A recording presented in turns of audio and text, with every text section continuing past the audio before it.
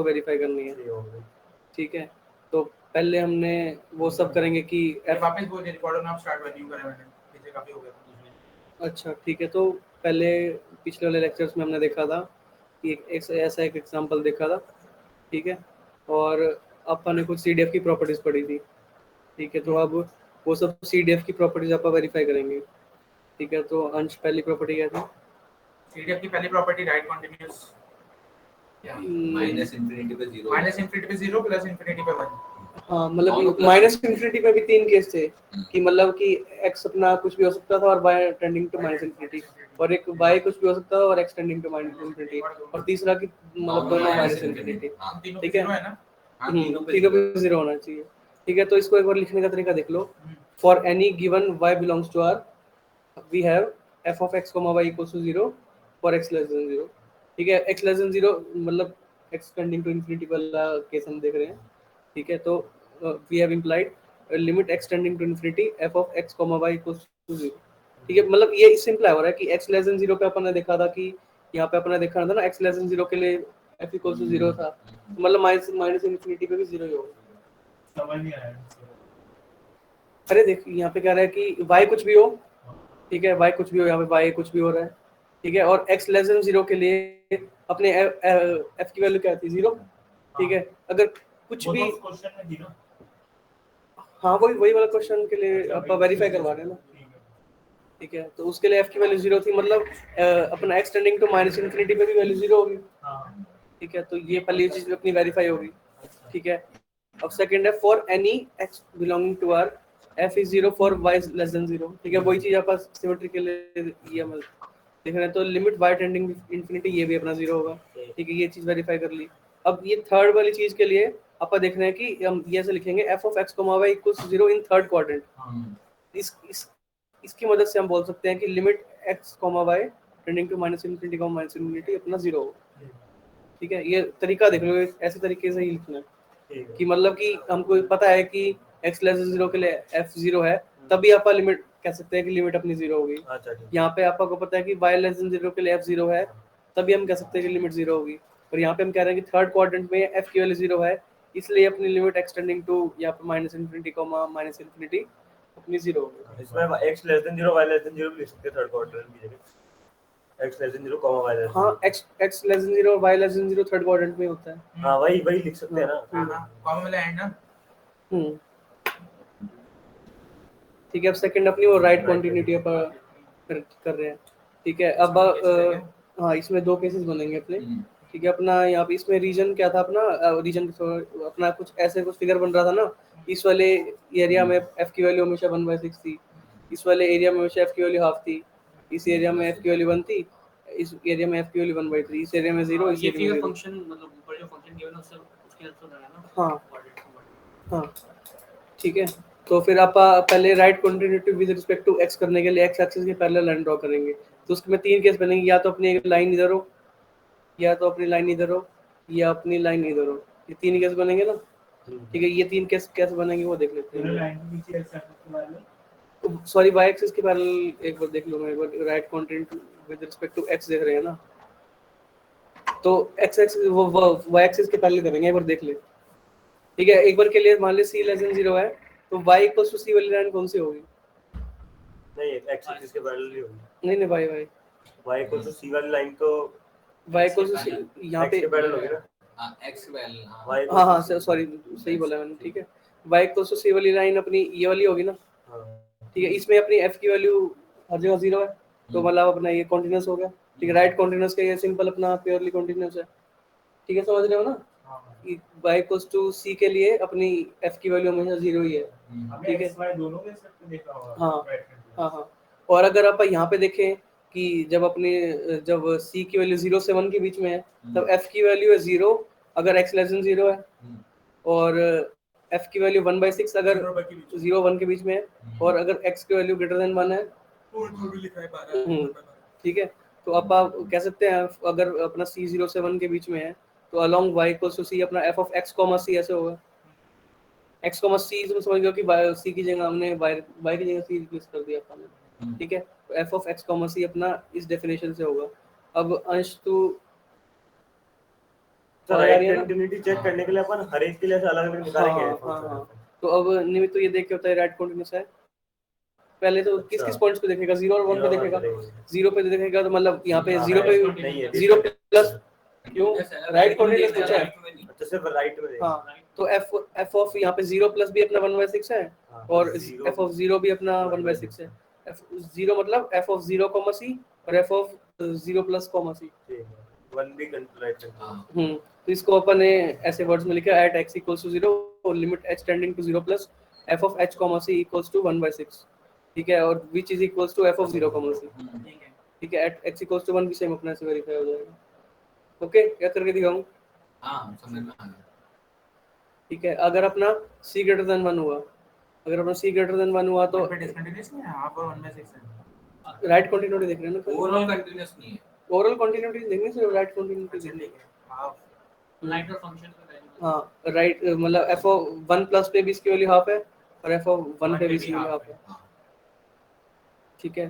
तो अगर अपना c ग्रेटर देन 1 हुआ तो f ऑफ x, c क्या होगा, 0 इस वाले रीजन में, 1/3 इस रीजन में और 1 इस रीजन में, है ना? x ग्रेटर देन c हुआ, ठीक है। हाँ मतलब वो इस केस में बने ना जो हमने अज्यूम किया था, c 0 के बीच में। हाँ हाँ, ठीक है, और c ग्रेटर देन 1 ना, वो तो दिया पहले, तो अपना ये होगा, ये भी अपना राइट कंटीन्यूअस है।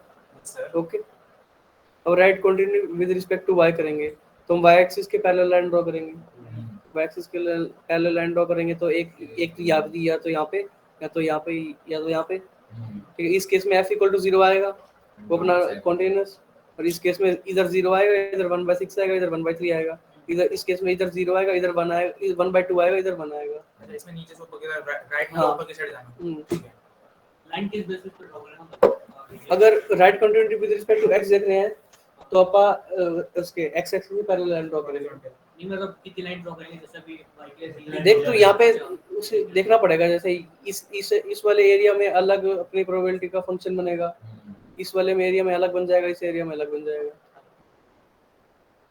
4 करेगा तो 3 में से किसी रीजन में आ जाएगा। हाँ तो ये पॉइंट 1 था अपने पास, ये 1 पॉइंट, ये वाला कौन सा, ये वाला, ये लाइन ये वाला अरे, वाला वो याद नहीं है क्या पूरा? 0,1 ये 0,1 वाले हाँ। पॉइंट की कुछ प्रोबेबिलिटी थी, हाँ, ये इसकी कुछ प्रोबेबिलिटी थी, इसकी कुछ प्रोबेबिलिटी थी, इसकी थी, बाकी सब पॉइंट्स की 0 थी,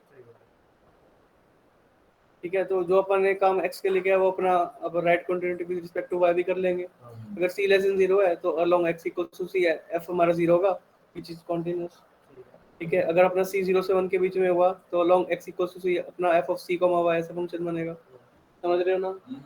ठीक है, वो जो कि राइट कंटीन्यूअस होता है।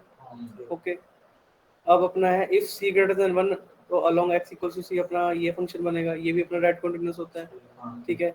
और तुम ये वाले अब आप थर्ड प्रॉपर्टी वेरीफाई कर रहे हैं कि वो नॉन डिक्रीजिंग होना चाहिए, ठीक है। थर्ड प्रॉपर्टी की नॉन डिक्रीजिंग होना चाहिए, तो ये नॉन डिक्रीजिंग में 1/6, 1/3, 1/2, 1, यस सर। तो इसलिए अपन ने जो ऊपर लिखा था ना कि वो कुछ अलग सी उसमें था ऑर्डर में, तो अपन ने उसको ऑर्डर में करके लिखा है, तो ये प्रॉपर सीडीएफ है अपना। तो हमें कैसे जानेगा कि सही ऑर्डर क्या है? सही ऑर्डर वही होगा जिसमें वो इंक्रीजिंग होगा। अरे जरूरी नहीं कि वो हो, तो पर नहीं है वो सीधी है। हाँ, फिर नहीं होगा। तो हमें कैसे चलेगा कि ऑर्डर क्या सही है? वो पूछना चाहते हैं, मैं जैसे इन्होंने लिखा हुआ है ना, ये रेंज x लेस देन 1 मतलब लेस देन अरे देख, अगर एक तो ना पहले मतलब ये इंश्योर कर ले कि सबसे ऊपर 0 आ रहा है और सबसे नीचे 1 आ रहा है, पहले ये इंश्योर कर लिया, और उसके बाद मतलब ये देख ले कि ये इंक्रीजिंग में आ रहा है। x मेरा ये मतलब है तू 1/2 वाला कॉलम 2/6 के ऊपर लिख दे, तेरे को कैसे पता चलेगा सही है या गलत? नहीं, ये मैं इसको गलत नहीं बोलूंगा, मैं बोलूंगा इसको दोनों को एक्सचेंज करूंगा, उसको बोलूंगा अब सही है, और पहले गलत था। अच्छा, तो हर रेंज पे ना वैल्यूज निकाल ले और फिर उन वैल्यूज के बेसिस पे राइट वाली रेंज लिख दे। तो हर चीज को हम ऐसे ऑर्डर में कर सकते हैं। बस राइट इंक्रीजिंग कर सकता है बस। नहीं, एक बार के लिए मान ले यहाँ पे कांस्टेंट की कुछ फंक्शन होता है x का या y का, उसको तू मतलब ऐसे सिंपली जज नहीं कर सकता, वो हर वैल्यू पे तब दिक्कत होगी। जैसे अपना मिड से में भी क्वेश्चन आया था। अच्छा ये कहना चाह रहा जैसे नंबर ही जगह पे कोई वेरिएबल आ जाए ना, तब देखनी पड़ेगी। हाँ तो फिर कैसे उसकी वैल्यू ड्रॉ करेंगे? मतलब अगर उसमें दे रखा है ना, जैसे अपना मिड से में क्वेश्चन आया था, तुमको याद हो तो हां उसमें वेरिएबल ही था, तो उसमें ऐसे ही करना था तो कि वो फिर चेक कर लेंगे ना, जैसे x जो है वो 0 से 1 के बीच में है नहीं वो तो और फंक्शन दे रखा है 2x, तो चेक वो कर तो लेंगे उसमें 0 हाँ और 1 उसमें वो तो तो हम इजीली जज कर सकते नहीं नहीं, इसमें भी क्या रखा है कि अगर टू वेरिएबल में इसमें दे रखा है कि वो CDF है तो तुम वो प्रॉपर्टी लगा सकते हो कि मतलब अगर कुछ भी ऑर्डर दे रखा है तुमको तो लगा दो कि वो इंक्रीजिंग है। मिड सेम में आया था क्वेश्चन, वो तो सिंगल वेरिएबल के था। हाँ तो सिंगल वेरिएबल यहाँ पे सिंगल और डबल वेरिएबल की बात ही नहीं है ना, यहाँ पे तो एक कुछ f एक फंक्शन डिफाइन होगा और खाली इसको देखना है तेरे को जो यहाँ पे चीज होंगी, इसको तो अभी देखना ही नहीं ना। अगर एक बार के लिए तेरे को कह दिया कि CDF है ये तो खाली इनमें देखेगा ना, इसको इसकी तो ये तो कुछ भी हो साइड में, ये देखेगा कि ये वाली वैल्यू इससे बड़ी होनी चाहिए, ये वाली वैल्यू इससे बड़ी होनी चाहिए, ये वाली वैल्यू इससे बड़ी होनी चाहिए और ये वाली वैल्यू इससे बड़ी होनी चाहिए। ठीक है, तो अपन देख लिया फिर अपना नॉन डिक्रीजिंग होगा। और अब अपनी रही चौथी प्रॉपर्टी, इसमें था x1, y1। आपा को कुछ हर एक हमको चलो ऊपर दिखाता हूँ मैं, तो तुम ये बताओ कि यहाँ पे अपना वो मतलब रेक्टेंगल क्या हो सकता है, ग्रेटर देन 0 आपको को प्रूव करना है कि वो हमेशा होगा। तो एक तो मैं हो सकता है कि पहला पॉइंट यहाँ पे चूज करूँ, यहाँ पे चूज करूँ, तो इसके रिगार्डिंग जो अपना प्रोबेबिलिटी बनेगी वो इस वाले रेक्टेंगल के कोरस्पॉन्डिंगली बनेगी। तो इसके रेक्टेंगल की प्रोबेबिलिटी अपनी क्या है 0, जो कि ग्रेटर देन इक्वल टू 0। ठीक है, सेटिस्फाइड है। अच्छा ठीक है, और अगर अपना मान लो पहला पॉइंट यहाँ पे है, दूसरा पॉइंट यहाँ पे है, तो भी अपना सेम, तो भी 0 है। ठीक है, अब मान लो पहला पॉइंट यहाँ पे है, दूसरा पॉइंट यहाँ पे है, फिर यहाँ पे कहीं पे है। ठीक है, तो फिर उस केस में क्या बनेगा, तो तब अपना ग्रेटर देन 0 होगा, ये वाला हाँ 1/6 ये वाली चीज आ जाएगी। ठीक है, यहाँ पे भी अपना ऐसे ही होगा। ठीक है, और यहाँ पे भी ऐसे, यहाँ पे भी ऐसे। तो आप क्या देख रहे हैं कि हर केस में ग्रेटर देन 0 आएगा। इसमें कोई दिक्कत है तो एक बार के लिए तुम बता सकते हो। अगर क्या कर रहा है सर? फोर्थ प्रॉपर्टी की दो पॉइंट ले लिए, जैसे मतलब एक पॉइंट मैंने यहाँ पे ले लिया x1, y1, एक पॉइंट ले लिया x2, y2, और फोर्थ वाली प्रॉपर्टी सेटिस्फाई करवाई। फोर्थ वाली प्रॉपर्टी सेटिस्फाई कराऊंगा तो अपना रेक्टेंगल ऐसे कुछ बनेगा। तो इस वाले रेक्टेंगल के लिए प्रोबेबिलिटी जो अपना वो किसके बराबर होगा, 1 + 1/6 - 1/2 - 1/3, है ना। हाँ ये किसके इक्वल बन जाएगा, ये कर लेना तुम, कोई ये ग्रेटर देन 1 आएगा, ग्रेटर देन 0 आएगा ये। तो देख रहे हो -1 होगा उसमें दिक्कत नहीं है। उसमें 1 माइनस में जाएगा तो दिक्कत नहीं है। बता किस में जाएगा, तब रेक्टेंगल भी बनेगा। एक ऐसा बनेगा जब तो एक पॉइंट यहाँ पे ले रहा है, एक पॉइंट यहाँ पे ले रहा है, वो तो 0 आ जाएगा, वो 0 आ जाएगा। ठीक है, तो ये प्रॉपर्टी वेरीफाई होगी, मतलब प्लेन में सेटिस्फाई होना चाहिए। हाँ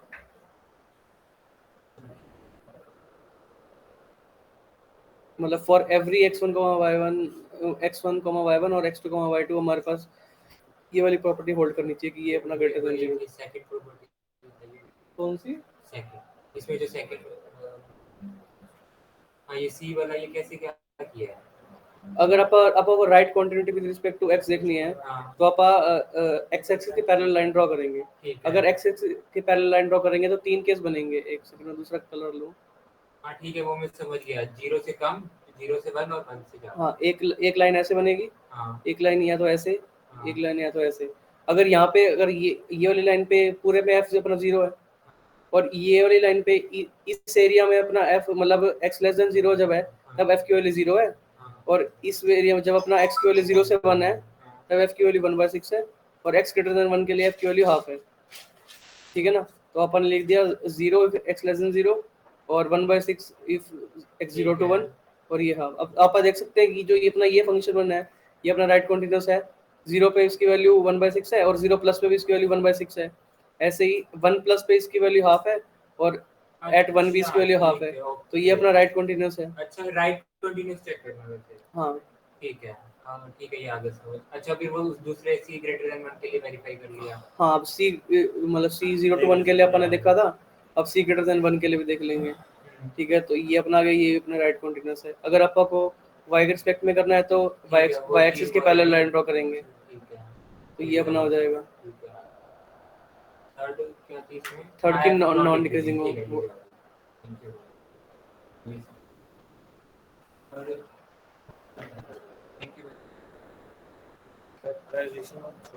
अब ये कुछ नहीं है, ये कह रहे हैं कि जो ये कोई ऐसा अपना फंक्शन है जो ये 4 प्रॉपर्टी सेटिस्फाई कर रहा है तो अपना जॉइंट CDF होगा। ओके, अब ये तुम खुद से ट्राई करो, तो रिकॉर्डिंग पॉज करना चाहे तो कर सकते हैं। Let f be a function हो गया 0 से बड़ा है। चलो देख लो, हाँ ठीक है।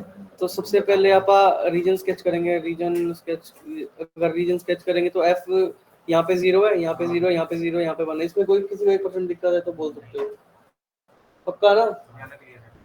ठीक है। तो आप सबसे पहली चीज नहीं, एक बार बताइए इससे कैसा है। x लेस देन 0 पे 0 है। y लेस देन 0 ठीक है, x plus y equals to 1 वाली लाइन ये है ना, ठीक है। x plus y less than 1 के लिए इस वाले एरिया में 0 है, ठीक है। अब y लेस देन 0 के लिए, मतलब x लेस देन 0 मतलब ये वाला पूरा पार्ट, मतलब यहाँ पे 0, यहाँ पे 0, और y लेस देन 0 मतलब ये वाला पार्ट, यानी यहाँ पे 0, और 1 अदरवाइज का खाली ये वाला एरिया बचा बस। ओके, और ठीक है। तो आप वही पहले वाला वो देखते हैं कि for any y belongs to r and x less than 0 we have f of x comma y equals to 0, hence limit x tending to minus infinity f of x comma y अपना 0 आ जाएगा, ठीक है। और सिमिलरली आप वो x के लिए देख लेंगे, f हमारा 0 है जब अपना x y लेस देन 0 है, तो limit y tending to minus infinity ये अपना चीज 0 हो जाएगी। ये मेथड समझ रहे हो ना, ऐसे ही लिखना है, ठीक है। और हमको पता है थर्ड क्वाड्रेंट के अंदर अपना f0 है, तो हम इससे ये इम्प्लाई कर देंगे कि limit x comma y tending to minus infinity comma minus infinity ये भी इतना 0 होगा, ठीक है। अब आप देख रहे हैं राइट कंटिन्यूटी, ठीक है। अगर आप विद रिस्पेक्ट टू x देखें राइट कंटिन्यूटी, तो अपना ये क्या बनेगी, अब y इक्वल्स टू c वाली लाइन होगी, या तो यहाँ पे होएगी, या तो यहाँ पे, या तो यहाँ पे, ठीक है। और अगर y के रिस्पेक्ट में देखेंगे तो या तो यहाँ पे, या तो यहाँ पे, या तो यहाँ पे, ठीक है। तो तीनों केस में तुम उसका फंक्शन बना लोगे, ठीक है। अगर अपना c लेस देन 0 हो तो f of x comma c है 0, अगर x लेस देन ये है तो ये आराम से कर लोगे, इसमें कोई दिक्कत नहीं है, अपना सेटिस्फाई हो रही होगी तुम्हारी। एक बता दो इसमें c लेस देन 0 वाली ये बता दो कैसा है। हाँ इसमें C बता देता हूँ। अगर अपना c लेस देन 0 है, c लेस देन 0 तो ये वाली लाइन बनेगी, या तो f0 ही है तो कंटिन्यूस ही है, ठीक है। ये वाला केस बता देता हूँ मैं। 0 से 1 हाँ, जब अपना c 0 से लेकर 1 के बीच में, हाँ हाँ ठीक है। अगर अपना c 0 से 1 के बीच में है तो f अपना 0 है इस पूरे रीजन में, इस पूरे रीजन में, हाँ समझ रहे हैं ना? हाँ और इस रीजन नहीं, मतलब इस पूरे रीजन में होगा, आधे तो रीजन मतलब में 0 है आधे में 1 है। नहीं, इस पूरे रीजन में देख, इधर से लेकर मतलब माइनस समझ गया माइनस समझ गया, वो इन्फिनिटी 1 से माइनस लेकर से आ जाएगा 1 माइनस c हाँ तक, वो 1 माइनस है ना? हाँ 1 माइनस c तक, तो ये होगा 0 अगर x लेस देन है 1 माइनस c तक, और 1 माइनस c से बड़ा जब होगा तब अपन उसकी वैल्यू है 1। ओके, ये सारी प्रॉपर्टी सेटिस्फाई हो जाएंगी। मेन है फोर्थ प्रॉपर्टी। तो फोर्थ प्रॉपर्टी में अगर तुम यहाँ पे कोई एक पॉइंट ले रहे हो मान लो, और दूसरा पॉइंट कहीं यहाँ पे ले रहे हो, तो इसकी अपना कितनी आएगी? तुम देख रहे हो कि एक हमारा ये पॉइंट एक ऐसे लिया कि ये वाला पॉइंट अपना बाहर आ रहा है, ये वाला बाहर आ रहा है। इसका एग्जांपल है कि तुम x1 को लो 1/3 और x2 को लो 1,1, ठीक है। तो अपना जो ये रेक्टेंगल के 3 पॉइंट्स यहाँ पे बाहर आएंगे, है ना, और ये एक पॉइंट यहाँ पे आएगा। तो इसके लिए अपना उसकी जो अपना फोर्थ प्रॉपर्टी है तो उसकी वैल्यू कितनी आएगी? 1 इसके लिए, और +0 इसके लिए, और -1 इसके लिए, और -1 इसके लिए। तो ये तो अपना लेस देन 0 आ गया, ठीक है। तो ये फोर्थ प्रॉपर्टी सेटिस्फाई नहीं हुई, फोर्थ प्रॉपर्टी सेटिस्फाई नहीं होता, हम लोग बोल देंगे CDF नहीं है, जॉइंट CDF नहीं है।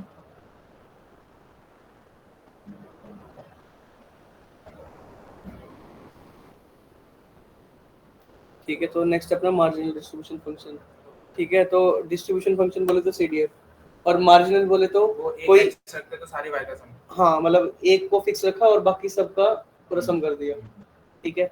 तो अगर n डायमेंशन के लिए आप देखें तो मतलब अगर x1 के रिस्पेक्ट में निकाल रहे हैं हम आप मार्जिनल डिस्ट्रीब्यूशन,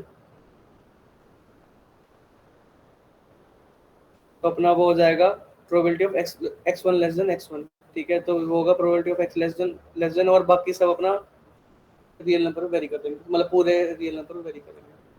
ओके, ऐसे ही आप कुछ xi के लिए इसको देख सकते हैं। ये समझ रहे हो ना कि मतलब x अगर आप 1 के लिए देख रहे हैं तो यहाँ पे कुछ भी हो सकता है, तो मतलब पूरे रियल नंबर लाइन को उसको बाकी सबको इन्फिनिटी पे टेंड कर देंगे आप। ठीक है, तो मतलब लिमिट x के tending to infinity k greater than 2। Okay, इसको डाउट है तो बताओ। और एक ऐसे लाइन थी कि अगर आपका को सारे मार्जिनल दे रखे हैं, मतलब x1 के रिस्पेक्ट में मार्जिनल दे रखा है, x2 के रिस्पेक्ट में मार्जिनल दे रखा है, तो फिर आपका जो अपना डिस्ट्रीब्यूशन रैंडम वेक्टर है ये नहीं डिस्ट्रीब्यूट मतलब नहीं निकाल सकते जब मार्जिनल सीडीएफ है ना। हाँ, मार्जिनल सीडीएफ आपको दे रखे हैं तो आप जॉइंट सीडीएफ नहीं निकाल सकते। ठीक है, निकाल सकते हो मार्जिनल सीडीएफ तो जॉइंट सीडीएफ हाँ कुछ नहीं कंडीशन निकाल बोला सकते। था क्या? हाँ, कुछ कंडीशन में निकाल सकते मार्जिनल हैं। टोटल समझने कैसे हाँ, निकालेंगे? हाँ, एक बार थोड़ा सा ऊपर करो, तो एक्सप्रेशन वो देखना है। कुछ कंडीशन में निकाल सकते हैं, कुछ स्पेशल केस में वो आप आगे देख लेंगे। ओके, एक बार अभी एक क्वेश्चन है, ट्राई कर लो। आपको निकालना है x के रिस्पेक्ट में मार्जिनल सीडीएफ निकालना है और y के रिस्पेक्ट में निकालना है।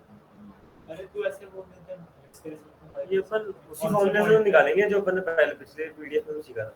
हाँ, मतलब ये निकालना है, एक निकालना है f(x at x), एक निकालना है f(x at y), इसका पीस वाइज f(y at y), सॉरी, मतलब x के रिस्पेक्ट में x ये सीडीएफ निकालना है, एक y के रिस्पेक्ट में निकालना है। ठीक है, हां बट कौन से पॉइंट्स पे? कौन से पॉइंट्स पे नहीं, पूरे उसके लिए बताओ ना, सब x के लिए। जब जो x वाला निकाल रहे हो सभी x के लिए, y वाला निकाल रहे हो सभी y के लिए, मतलब एक पीस वाइज फंक्शन बनेगा ना, x लेस देन 0 के लिए अलग, 0 से 1 के लिए अलग, ऐसा कुछ फंक्शन बताओ। और इस पे ऐसे उस पे ग्राफ बना दे इसकी प्रोबेबिलिटीज।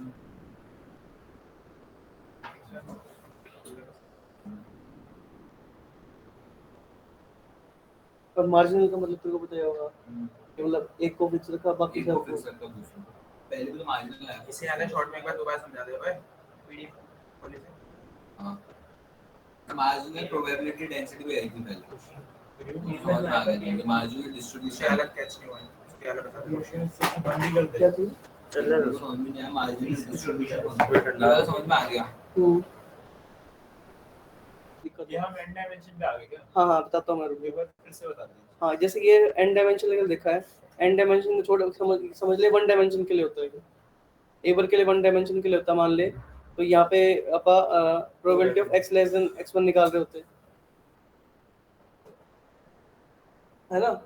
2 डायमेंशन के लिए ले, 1 के लिए तो कैसे ही ले। चल 2 डायमेंशन के लिए देखते हैं, तो मतलब अपा को निकालना है एक तो x1 निकालना है और एक x2 निकालना है। x1 है और एक x2 है। ठीक है, तो मतलब अपना x1 तो कुछ x1 लेस देन x1 ही होगा, और अपना देन थोड़ा हम तो इक्वल टू करके फिक्स कर देते हैं ना उसको। अलग चीज है ये वो तो अपना तो पीएमएफ कह रहा है, और सीडीएफ में क्या होता है कि x1 से पहले पहले जो सारी प्रोबेबिलिटीज आ रही हैं वो सब। ठीक है, और मतलब अगर अपना वही बात 2 के लिए देख लेते हैं, x1 लेस देन x1 हुआ और x2 बिलोंगिंग टू r होगा, मतलब x2 कुछ भी अपना हो सकता है। ठीक है, अगर अपना x2 कुछ भी हो सकता है, एक बार को ये मैंने 1 डायमेंशन से करके सोचा था, एक बार मुझे सोच लेंगे।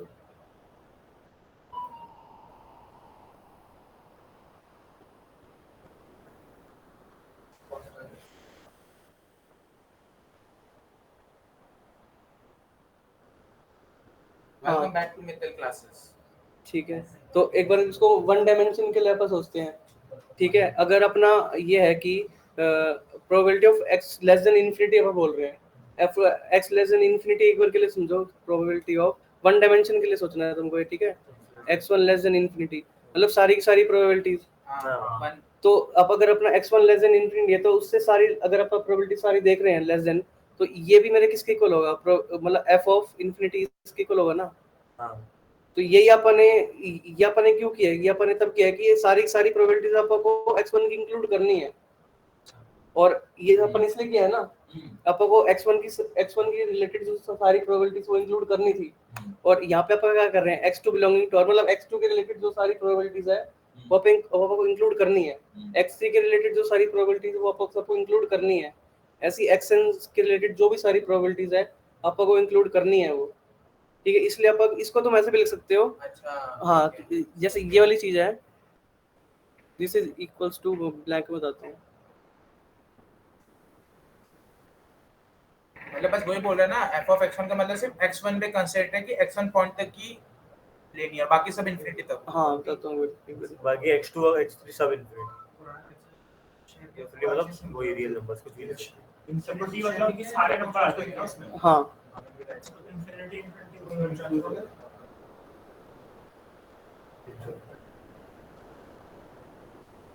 तो बाकी की वैल्यू इंफिनिटी तक भी है। हाँ देख सकता हूँ, ये अपना सेकंड है x2 बिलोंगिंग टू r, मतलब इसको ऐसे भी लिख सकता है ना, x2 लेस देन इंफिनिटी।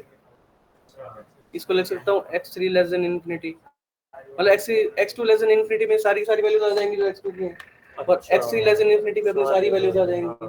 और यहाँ पे x2 लेस देन कुछ होता है तो फिर अपना ये भी किसके इक्वल होता है कि मतलब अपना f of x1 comma infinity ऐसा, समझो। ठीक है, अब इसमें लिमिट क्या लगेगी?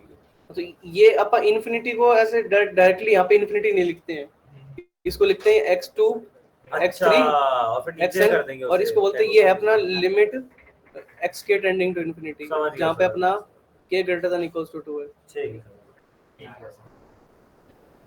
ठीक है ना, सबको समझ आया ना? हाँ होती ना मार्जिनल डिस्ट्रीब्यूशन। हाँ मतलब ये वन डायमेंशन वन लेंगे बाकी सबको हाँ वन डायमेंशन से करके मैंने सोचा था कि वन जब x1 लेस देन इंफिनिटी मतलब सारे के सारे आपको पॉइंट्स चाहिए, n डायमेंशन के लिए जब उसको अपन अप्लाई करेंगे तो मतलब x2 भी लेस देन इंफिनिटी होगा, मतलब x2 लेस देन इंफिनिटी मतलब सारी की सारी वैल्यूज इंक्लूड हो जाएंगी। पक्का ना, तेरे को शायद समझ नहीं आया? इसका इनको क्लियर हो गया। जैसे यहाँ पे x1 less than equal to x1 लगा है, तो बस इसमें कंस्ट्रेंट लगा कि इसमें x1 पॉइंट तक की प्रोबेबिलिटी लेनी है, बाकी सबकी इंफिनिटी तक ले लो। हाँ बाकी सब इंफिनिटी तक। और मतलब जब ये भी less than equal to infinity होगा तब यहाँ पे k की वैल्यू 1 भी आ जाएगी, k greater than equal to 1 हो जाएगा, वही ना? क्या चीज? अगर x1 भी less than equal to infinity हो गया x1 की बजाय, हाँ तो फिर तो पूरी ले रहा है। पूरा उसकी वैल्यू तब तो बन वैल्यू 1 आ जाएगी। जाएगी। अरे अगर ये x1 इंफिनिटी हो गया तो डबल जॉइंट इंटीग्रेशन हो जाएगा ना, उस वाले पीछे में पढ़ा था वही का इंडायरेक्टली वही है ना। हाँ तो मतलब अगर अपना ये है x1 को लेस देन x1 और x2 टेंडिंग टू इंफिनिटी, तो डबल इंटीग्रेशन में अपना x1 की लिमिट्स तो माइनस इंफिनिटी से x वेरी करेंगी और x2 की लिमिट माइनस इंफिनिटी से प्लस इंफिनिटी वेरी करेंगी। ठीक है,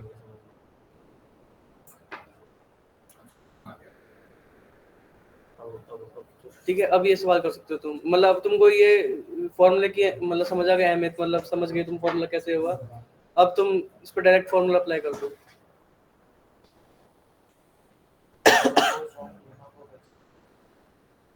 यहाँ देखो यहाँ देखो। अच्छा अब मुझे x1 x2 x3 जो है वो सारे डिसजॉइंट पॉइंट्स लेने हैं, मतलब डिसजॉइंट क्या जो भी है बीच में 0 1 ये वाले जो पॉइंट्स ये उठाऊं ना मैं, मतलब 0,1 0,1 बहुत ही मत कर यार। बता ऐसा दोबारा बता।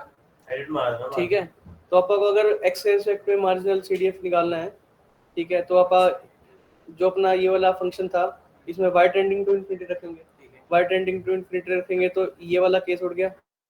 ठीक है, यहाँ पे y टेंडिंग टू इंफिनिटी तो हो नहीं सकता, यहाँ पे y टेंडिंग टू इंफिनिटी रखेंगे तो 0 से 1 के बीच में अपने जब x अपना 0 से 1 के बीच में तो 2/6 वैल्यू आ गई, यहाँ पे y टेंडिंग टू इंफिनिटी नहीं हो सकता, और यहाँ पे अपन केस रख लेंगे x ग्रेटर देन 1 के लिए, ठीक है, उसकी वैल्यू 1 है, और यहाँ पे जब अपना y लेस देन 0 है तो वो वाला केस भी अपन उड़ा देंगे, तो जब अपना x लेस देन 0 है तब y टेंडिंग टू इंफिनिटी रख सकते हैं अपन।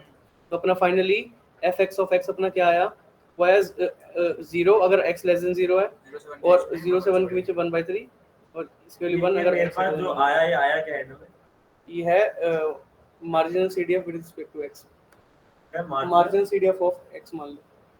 अच्छा मतलब मैंने मेरे दो वेरिएबल्स थे x और y, मैंने दोनों को अलग-अलग निकाला है, सेट दोनों को अलग-अलग CDF निकाला है, यही है क्या ये मार्जिनल का मतलब क्या होता है ये बताओ? अच्छा हाँ मतलब PLF पहले अपन देख के तो मार्जिनल का मतलब क्या होता था? वही x और y के अलग-अलग रिस्पेक्ट में निकालना, हाँ वही होता था। तो y के रिस्पेक्ट में करेंगे तो ये अपना सेम हो जाएगा कि x टेंडिंग टू इंफिनिटी कर देंगे, तो इस वाले केस में 0 होगा जब अपना y लेस देन 0 है, ठीक है, और यहाँ पे कुछ होगा नहीं, और यहाँ पे भी कुछ नहीं होगा, x टेंडिंग टू इंफिनिटी है ना, तो यहाँ पे कुछ नहीं होगा। इस वाले केस में जब x ग्रेटर देन 1 है और y जब अपना 0 से 1 के बीच में है तब अपना हाफ होगा और यहाँ पे 1 होगा। ठीक है, 0 और y तो अब मुझे निकालना क्या है? बस क्या निकल गया अपना ये बस निकालना है, ये बस निकालना है नीचे। ये तो कुछ नहीं है, मतलब अपने को ऊपर अपना CDF दे रखा है, मतलब मार्जिनल CDF दे रखा है, तो आप वो PMF निकाल सकते हैं। पीएमएफ तो वैसे तुम वैसे भी निकाल हाँ, सकते हो, कोई x0 दिक्कत नहीं पे है। 1/3 है, y0 पे क्या है? हाँ, तब ये अच्छा, 1/4 ये एक अच्छा क्वेश्चन है ऊर्जा। उसमें अक्षत देख, अगर तेरे को ये वाला एक फंक्शन दे रखा है, अब तेरे को यहाँ पे क्या करना है, इसको वन वेरिएबल की तरह सोचना है मुझे, ठीक है। वन वेरिएबल के केस में अगर आपको probability at x equals to 0 निकालनी है तो वो किसकी इक्वल होती थी? यहाँ पे तो पहले देख 0 पे कॉन्टिन्यूअस है, हाँ ना? 0 पे कॉन्टिन्यूअस नहीं है, तो अगर जब किसी पॉइंट पे कॉन्टिन्यूअस नहीं होता तो आप कैसे निकालते थे? f of a minus f of a minus कैसे करके निकालते थे ना? a minus f of b। नहीं, अगर अपना जो CDF है वो किसी a पॉइंट पे कॉन्टिन्यूअस नहीं है तो अपना वो आप वैल्यू निकालते थे f of a minus f of a minus. हाँ, याद आ गया ना? बिल्कुल लास्ट में हाँ, था ये, ठीक है। तो अगर आप ये तब होता था जब a पे कॉन्टिन्यूअस नहीं है, ये वरना तो डायरेक्टली आप डिफरेंशिएट करके निकाल लेते थे, ठीक है। तो अगर आपको PMF at x equals to 0 निकालना है, एक सेकंड में पॉज करते हैं, या पॉज ना कर कोई दिक्कत नहीं, सुन जाए, और x इक्वल्स टू 1 भी निकाल लोगे, लास्ट टाइमिंग्स में, ठीक है। और ठीक है, तो यहाँ पे y इक्वल्स टू 0 के लिए तुम क्या करोगे? यहाँ पे 0 पे डिसकंटीन्यूअस है तो f ऑफ, हाँ, तो half minus 0 this is half, और यहाँ पे y इक्वल्स टू 1 पे निकालना है तो 1 minus half that is half, ठीक है। ये तो अपन ने इससे निकाल लिया, इसको तुम डायरेक्टली इससे वेरीफाई कर सकते हो,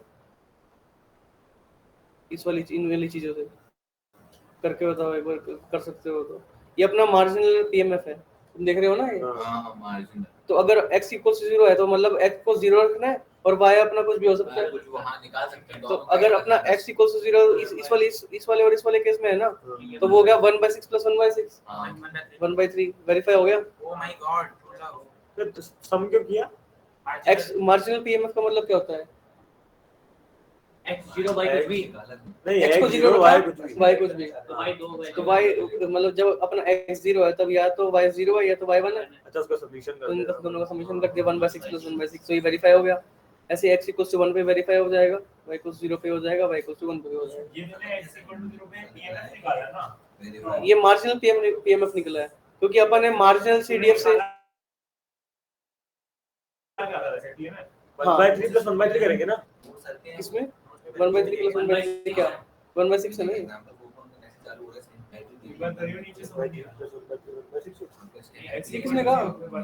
ये x इक्वल्स टू 1 के लिए निकाल रहे हो तो, और जब x इक्वल्स टू 0 है, देख जब अपना x इक्वल्स टू 0 है, एक तो यहाँ पे है, एक तो यहाँ पे और कहीं है, तो तब इन दोनों में y कुछ भी रखेंगे, या तो y 0 होगा या तो y 1 होगा, इन दोनों का सम करेंगे 1/6 प्लस 1/6 कितना होता है? अच्छा, नहीं है जब अभी समझ, उल्टा सोच रहे हैं मतलब, उल्टा क्या सोच रहे हैं? 1/3 से 1/6 इतनी सी चीज है तेरे पास, अगर अरे सोच ये सब नीचे वाला सब भूल जा, तेरे पास इतनी सी इन्फॉर्मेशन गिवन है, इतनी सी खाली इन्फॉर्मेशन तेरे को निकालना है marginal PMF at 0 x equals to 0 निकाल सकता है। 1/6 को 2 हो जाएगा क्योंकि 2 कैसे निकालेगा? समीशन ऑफ मतलब x को 0 रखेगा और बाकी y कुछ भी हो सकता है, y तो अपना 0 हो सकता है या 1 हो सकता है, उसमें समेशन कर लेगा, तो वही तो करा है। नीचे करियो एक बार, ये तूने पीएमएफ निकाला वो वाले फॉर्मूला से f of a minus f of हाँ, तो अपन ने ये देखते हो, अपन ने यहाँ पे ये देखा था, ये अपना मार्जिनल CDF था, तो इससे जो अब ऑब्टेन होगा वो मार्जिनल पीएमएफ ही ऑब्टेन होगा, मार्जिनल से मार्जिनल ही ऑब्टेन होगा ना। ओके, किसी को कोई दिक्कत? हाँ, ये अपन ने इसलिए रिलेट कर लिया एक बार कि अपना हाँ, आंसर सही है ना। हाँ, वेरीफाई कर लिया।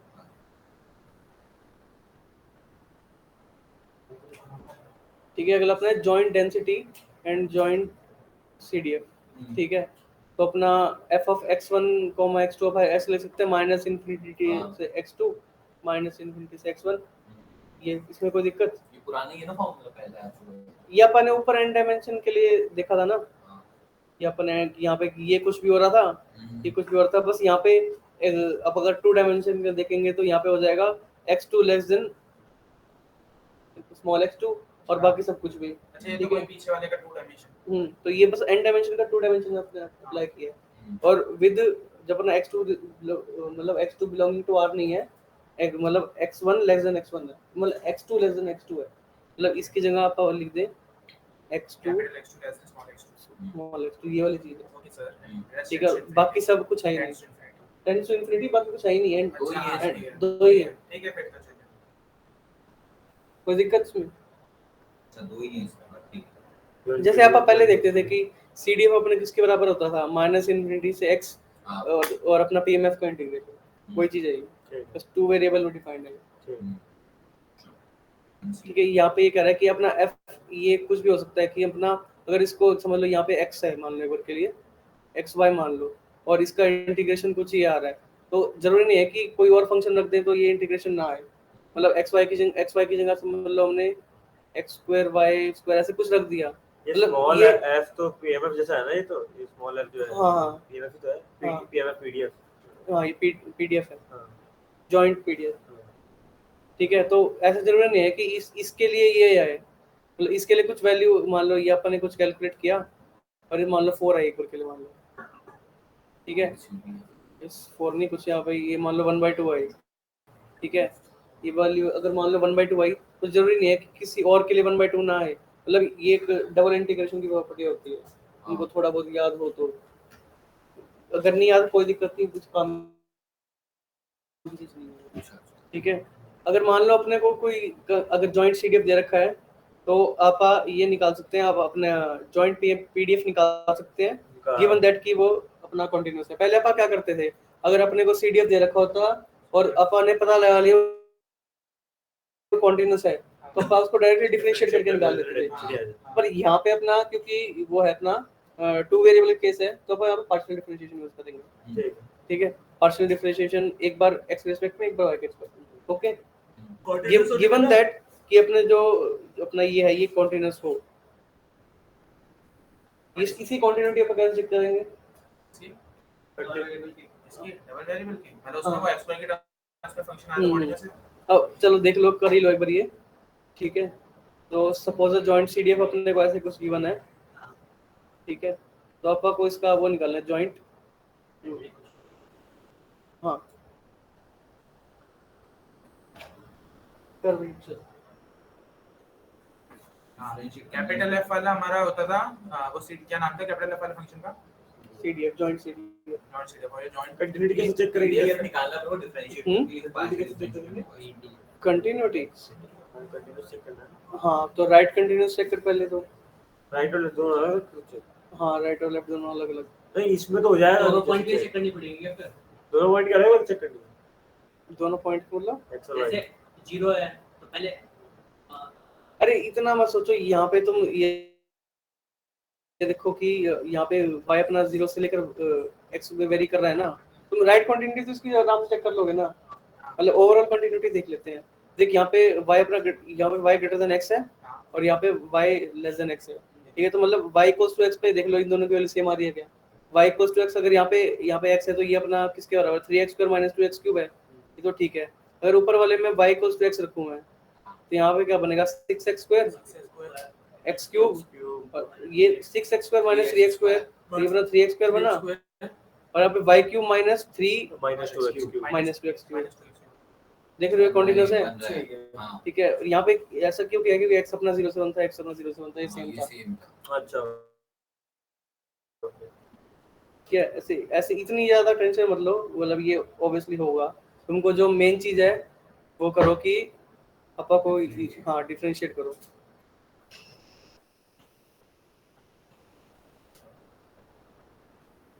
जब भी हमें इन टर्म्स के उसमें फंक्शन आ रहे तो कंटीन्यूअस तो हो गई होगा ना वो, हाँ मान के चल सकते हो, जनरली होता हाँ। है कभी हो भी रहा है। हम चेक करेंगे। मतलब अगर वो डिसकंटीन्यूअस होता तो ऐसे इंडिकेटर फंक्शन हाँ। आता है नहीं कभी। कौन चेक करेगा?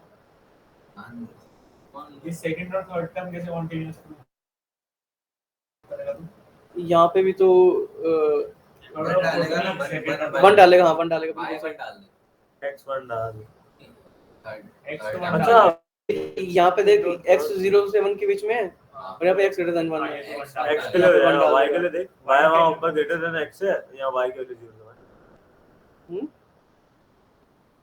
तो x के लिए चेक कर ली कंटीन्यूअसली, हाँ, y के लिए y का क्या डालेगा तू? x को तो वन डाल देगा। y greater than equals to x है और y के वैल्यू 0 से 1 है। देख यहाँ पे y की वैल्यू 0 से 1 के बीच में है और यहाँ पे y ग्रेटर देन x है, और x greater than 1 मतलब यहाँ पे भी y की वैल्यू to 1 पुट कर सकते हैं। x ग्रेटर देन नेक्स्ट वाले में है हाँ। y ग्रेटर देन x जब है तब x की वैल्यू 0 से 1 है ना? पर डाल सकते हैं जब y greater than equal to x है तब x की वैल्यू 0 से 1 है। जब y greater than equal to x है जब y greater than equals to function y पे डिपेंड ये नहीं देखना है, x का बाउंड्री पॉइंट 1 है ऊपर वाले में। फंक्शन y पे डिपेंड नहीं 0 भी तो है है, 0 से 1 है मतलब हाँ। y की वैल्यू 0 से 1 हो जाएगी है ना? यहाँ ऊपर यहाँ इस वाले में इस वाले में y की वैल्यू 0 से 1 y पे डिपेंड नहीं कर रहा ना लिमिट फंक्शन अपना 3x square minus 2x cube है, तो y कुछ भी हो। अरे y मतलब 1 से बड़ा। अरे मैंने y की वैल्यू x डाल दी और यहाँ पे y की वैल्यू क्या डालूंगा मैं? हाँ वैसे ये Continuity कैसे check सही करूँ कह रहे हैं, उसका? मतलब यहाँ पे y तो कुछ भी हो सकता है अपना। हां वही तो y की वैल्यू 0 से 1 वाली चीज ही रखो तुम, तो y 0 से 1 के बीच में कुछ है। y 1 से बड़ा भी हो सकता है हाँ क्योंकि y x से बड़ा है तो कितना बड़ा होगा? ये तो अलग अच्छा तो y अगर ग्रेटर देन इक्वल टू 1 ले 1 की वैल्यू 1 डाल के देख लेते हैं ना। इतना नहीं जो इतना मेहनत क्वेश्चन में की इतनी मेहनत मत समझदार करो। है, वो कंटीन्यूअसली देंगे। हाँ ठीक है 1 हाँ। डाल के देखेंगे तब भी 1 ही आ रहा है तो कंटीन्यूअस हो रहा है। तभी तो बनी हो वो y मैक्सिमम कंडीशन ले ली ना y greater than जो equal to- कंटीन्यूटी में मैक्सिमम कंडीशन कहां लेते हैं हमेशा? अरे वो कंडीशन ले ली ना वर्स्ट कंडीशन ले ली ना y greater than equal to 1 ले लिया x की वैल्यू 1 रख दी। अरे इतना मत सोचो, डिफरेंशिएट करो। -6x 0 0 0 सही है -6x 0 0 0 -6x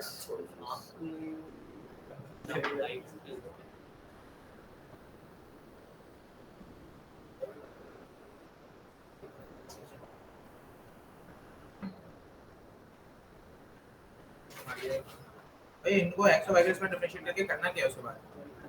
बस अपना जो अपना पीएमएफ है वो निकल जाएगा जॉइंट टीम में।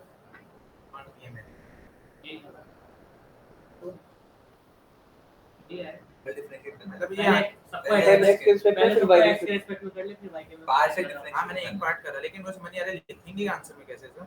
ये देख ऐसे देख अब पहले x के रिस्पेक्ट में करते हैं, पहले x के रिस्पेक्ट में करेंगे तो यहाँ पे क्या आएगा 6y, ठीक है, और ये 0 वो भी 0 ये भी 0, यहाँ पे आएगा -6xy, ठीक है। तो ये चीज उठा के ये चीज अपन लिख दी, ठीक है।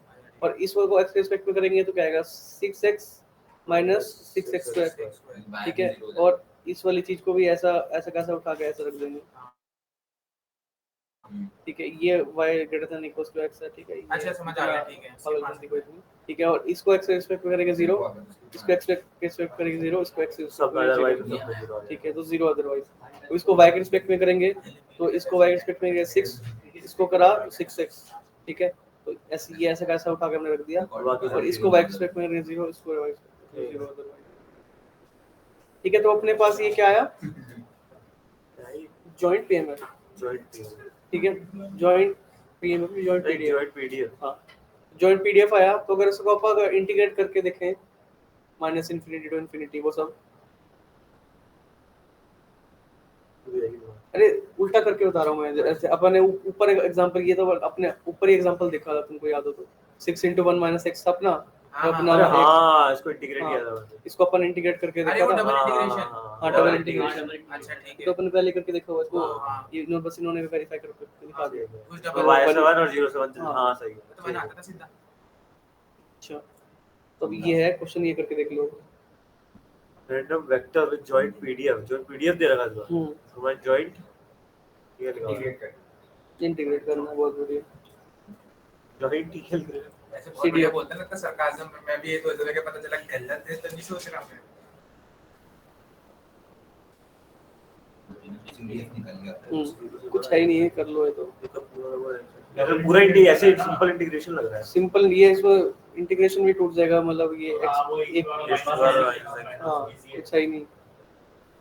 एक बार चला गया, एक बार चला गया, ये ऐसे आ रहा है। ये जॉइंट सीडीएफ, ये अपना इस वाले केस में ये 0 अदरवाइज। लास्ट है ना 24 और फिर 25 है। हां 25 लास्ट 24 कुछ नहीं है, मतलब ये खट पूरा हो जाएगा अपना।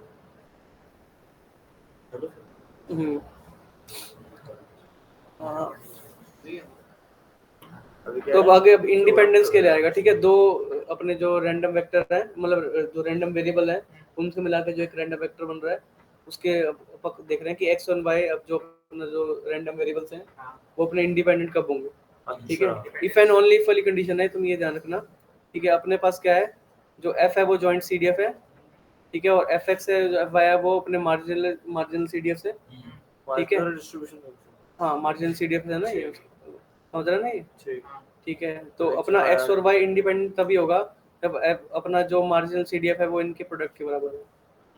अच्छा टोटल सीडीएफ जो है उनके मार्जिनल सीडीएफ के प्रोडक्ट के बराबर होगा। ठीक है, एफएल टोटल है मार्जिनल ये अपना जॉइंट है, जॉइंट है ना, ये अपना total जॉइंट वाला है, ये अपना मार्जिनल है। तो एक्स एंड वाई इंडिपेंडेंट तब होगा जब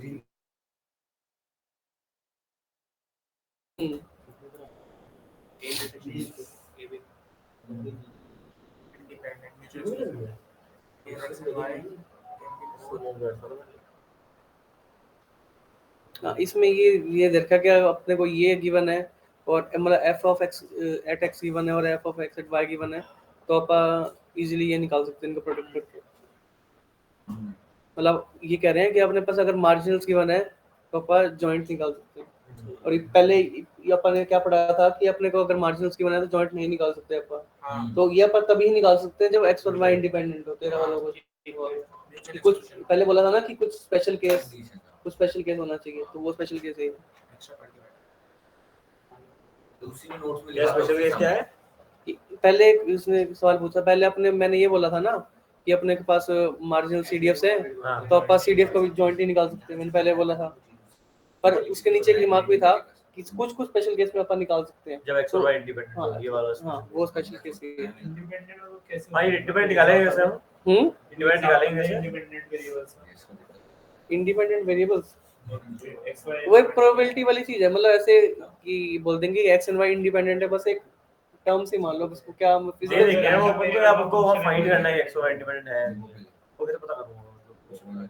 हाँ तो ये पता करेगा ना, पहले ये निकालेगा फिर ये निकालेगा, देख रहा है कि इन दोनों प्रोडक्ट इसके इक्वल है या नहीं। अच्छा तो अच्छा ठीक उल्टा तो रिवर्स भी हाँ, करना है। रिवर्स। ये मतलब है ना कि random if and only if है ना ये, हाँ ठीक कि अगर ये ट्रू हुआ तभी हम ये बोल सकते हैं। या फिर ये इंडिपेंडेंट और ये डिपेंडेंट ठीक है दिमाग आपका ठीक है, if x and y can be both discrete और बोथ कंटीन्यूअस, कोई दिक्कत नहीं है। ओके ठीक है, तुम ये एक बार ट्राई करना चाहो तो कर लो। क्या बर्नौली है? एक्स इज बर्नौली का फॉर्मूला एनसीआर सक्सेस की पावर आर फेलियर की पावर में सारा वाला ना। देखो बताओ, सोचो क्या था। बाइनोमियल था, बर्नौली नहीं था, बर्नौली के बाद ये भी आता था। बर्नौली का P मतलब हाँ p p है, into 1 minus p की पावर नहीं p था उसमें खाली p और 1 माइनस p। ये होता है p बर्नौली। into 1 अच्छा ये P- कॉइन टॉसिंग है। हाँ हेड की प्रोबेबिलिटी p है और हाँ, बस P टेल की टेल की वैल्यू 1 है। इसको तो मैं नेगलेक्ट करके चला बाकी बाइनोमियल होता है और वो मेरा geometry p into 1 minus p की पावर n minus 1 हो क्या होगा? ज्योमेट्री की पावर माइनस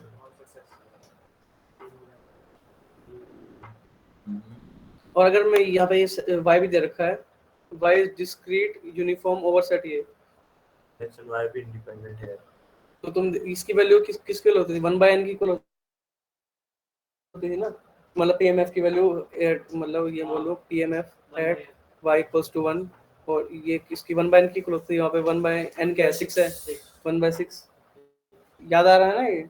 ठीक है, तो इसका अपन ने सीडीएफ जब निकाला तो क्या देखा था कि 0 y लेस देन 1 के लिए, मतलब y लेस देन 1 के लिए अपन उसकी वैल्यू 0 लिख देते थे और इसके बीच में इसकी वैल्यू होती थी 1/6 और इसके अलग 2 से लेकर 3 भी 1/6 होती थी, पर वो 1+6 प्लस 1/6 कर देते क्योंकि वो सीडीएफ है। ठीक है, तो इसकी वैल्यू 0 1/6 2/6 3/6 4/6 5/6 और 1। हाँ तो f of x ये मतलब देख लो, तुम दे नहीं रखा, ये तुमको खुद निकालना है, तुम देख लो। बर्नौली है नहीं बर्नौली हम बर्नौली का तुम एक बार वो देखो पीएमएफ किसके इक्वल है।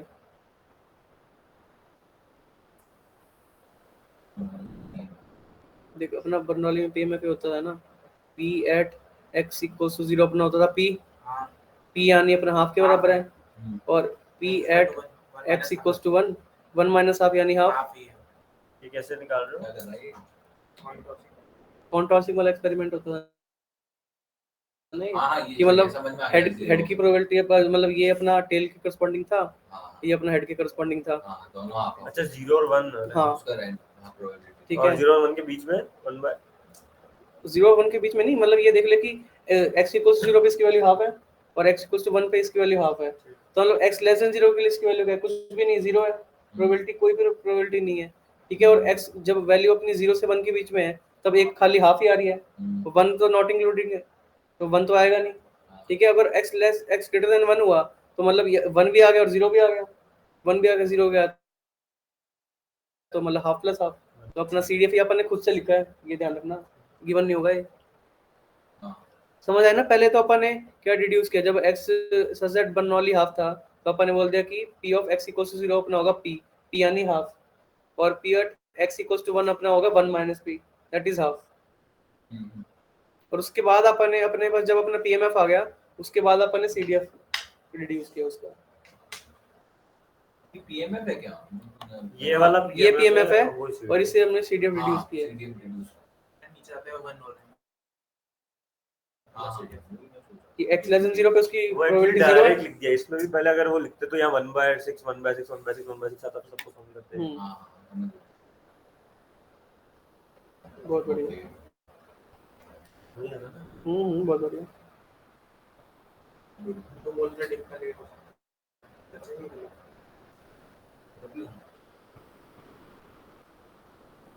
ठीक है, तो हमको ये दे रखा है x and y are independent, तो x रैंडम वेरिएबल है और y रैंडम वेरिएबल है, आपको इंडिपेंडेंट दे रखा है, तो आपको निकालना है कि जॉइंट CDF। इसको दोनों को मल्टीप्लाई करके देखेंगे, इसमें क्या कितनी यहाँ पे 1 2 3 4 5 6 7 यहाँ पे 7 है ना और यहाँ पे 3 है, तो 7 है। अब ये पूछ रहा हूँ कि मैं इंडिपेंडेंस वैसे तो मुझे दिख रहा है ये, तो कोई तरीका ऐसा होता है इंडिपेंडेंट चेक करने का कि ये x और y आपस में डिपेंडेंट है या नहीं? हाँ, तो उसमें तेरे को मतलब x ये fx at x निकालना पड़ेगा, fy at y निकालना पड़ेगा और जॉइंट CDF भी निकालना पड़ेगा, ठीक है। Joint या फिर CDF एक कुछ ना कुछ या फिर गिवन होगा, ठीक है। तो तेरे को ये वाली चीज वेरीफाई करनी है कि अगर ये ट्रू हो गया तो हम बोल देंगे x और y इंडिपेंडेंट है। अच्छा, अब मतलब मुझे f ऑफ x और f ऑफ y देना था, मुझे क्वेश्चन पूछा है कि इज मैं इन दोनों को प्रोडक्ट करके फाइंड कर सकता हूं नहीं कर सकता, ये क्वेश्चन है। तो मैं इन दोनों को प्रोडक्ट करके इसमें ऐसा होगा, देख ऐसा होगा, आप बताता हूँ अपने को, ये मतलब x रैंडम वेरिएबल कुछ ना कुछ गिवन होगा, जैसे ये क्वेश्चन था, ठीक है और y रैंडम वेरिएबल देखा इस क्वेश्चन था, इसकी वजह से तू ये निकाल लेगा और ये निकाल लेगा, और ये क्वेश्चन में गिवन होगा, अच्छा मैं मल्टीप्लाई करके चेक और तू मल्टीप्लाई करके चेक कर लेगा कि इक्वल आ रहा है कि नहीं आ रहा, अगर आ गया तो बोल देगा x और y इंडिपेंडेंट, ठीक है सर, चलना आगे। ठीक है। तो जब x लेस देन 0 हुआ तब इसकी वैल्यू 0 है ना, तो यहाँ पे तो कुछ भी हो इसकी वैल्यू हमेशा 0 आएगी, ठीक है। और जब अपना y लेस देन 1 है ना, जब y लेस देन 1 है तो इसकी वैल्यू 0 है, तो यहाँ पे x कुछ भी हो तो अपना सीधा सीधा 6 ये और अपन निकाल के f of x को है हाँ 6 और 9, हाँ Joint निकाल। जॉइंट, तो ऐसे 7 यहाँ पे 7 है ना, ये 1 2 3 4 7 और 3 10 अपने पॉसिबिलिटी ऐसी बोल दी कि वहाँ पे 10 वाली जगह अपने 0 आ रहा होगा, ठीक है, पक्का ना। हाँ अपन ने देखा था यहाँ पे 7 एंट्रीज थी, यहाँ पे 3 एंट्रीज थी, तो टोटल अपना 21 एंट्रीज एंट्री थी, ठीक है। 21 बननी चाहिए थी, पर सुबह से अपने 10 को तो ऐसे ही साइड कर दिया कि वो 10 0 है। ये 1 into ये वाली 10 की कौन सी 10 जब यहाँ पे अपनी x की वैल्यू लेस देन 0 है हां तो यहाँ पे 0 है ना इसकी वैल्यू, तो और यहाँ पे कुछ भी हो 7, तो 9 नीचे ना 7 तो ये और उससे यहाँ पे दो 0 होगी। कैसे आ रही है y less than 1 पे 0 है ना, y less than 1 पे 0 होगी ना सिर्फ। हाँ y लेस देन 0 पे इसकी वैल्यू 0 है, तो यहाँ पे कुछ भी साथ में मल्टीप्लाइड हो इसकी वैल्यू मतलब टोटल उसकी 0 है। अपन मल्टीप्लाई तो नहीं कर रहे, अभी मल्टीप्लाई कर रहे हैं। मल्टीप्लाई तो कर रहे हैं, ये मल्टीप्लाई कर रहे हैं। अरे देख आपको क्या निकालना था, जॉइंट CDF निकालना था, हाँ, वो कैसे इन दोनों को निकालेंगे? मल्टीप्लाई करेंगे ना, तो उससे तो जॉइंट CDF तब आएगा ना जब ये दोनों इंडिपेंडेंट होंगे। अब तो दे रखेंगे independent. Let x and y अच्छा मुझे लगा इंडिपेंडेंट प्रूव कर। नहीं दे रखा है, ठीक वो इंडिपेंडेंट प्रूफ करना होगा तब तेरे को तब वो दे रखा होगा। दे रखा होगा। हां मैं ये सोच रहा हूँ जॉइंट CDF ठीक है।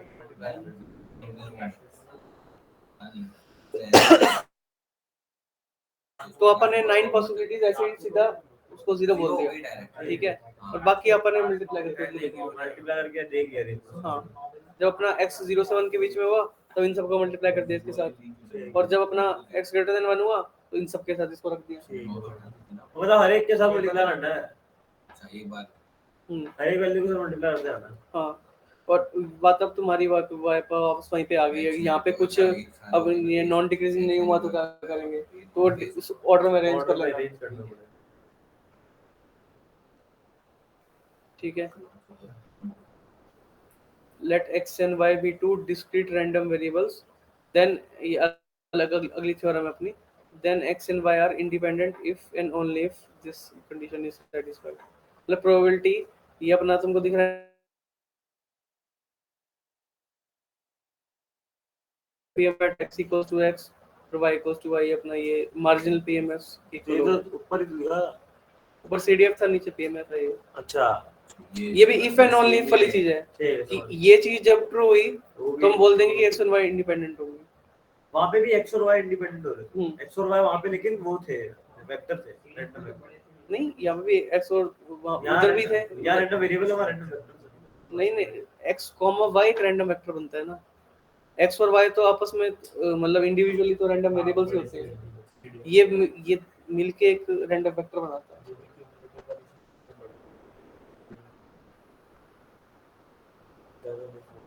If marginal distribution of x and y is given in general we can't find, मैंने पहले बताया था कि अपना marginals given हो तो पर उसका joint नहीं निकाल सकते, joint PMF नहीं निकाल सकते, पर इस वाली थ्योरम में अब निकाल देंगे क्योंकि वो इंडिपेंडेंट है, ठीक है। Yes sir. हाँ देखो अब तुम्हारा ये आया, तुम ये ट्राई करके बताओ।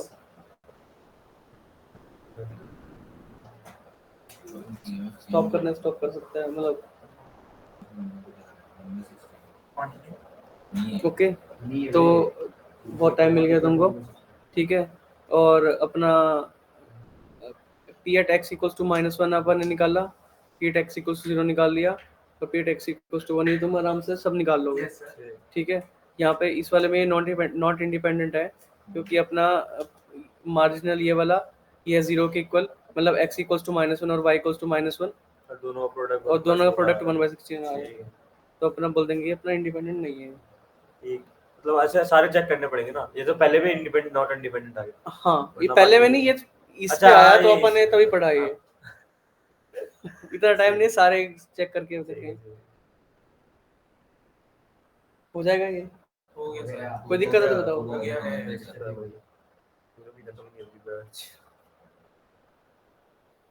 ठीक है, तो अपन ने ये देखा था, ये भी तुम देख लो, रैंडम वेक्टर है जॉइंट पीडीएफ ये है, और ये अपना मार्जिनल पीडीएफ है, ये कॉरस्पॉन्डिंग ऊपर वाली चीज ही तो है, ये अलग थोड़ी है, ये सेम ही तो आ गया तो। हाँ ये सेम चीज है, कोई दिक्कत नहीं। हाँ नहीं, तो ये क्वेश्चन करो। यहाँ है ना where both fx and gx ये अलग है। अरे कोई बड़ी बात नहीं, करो ये।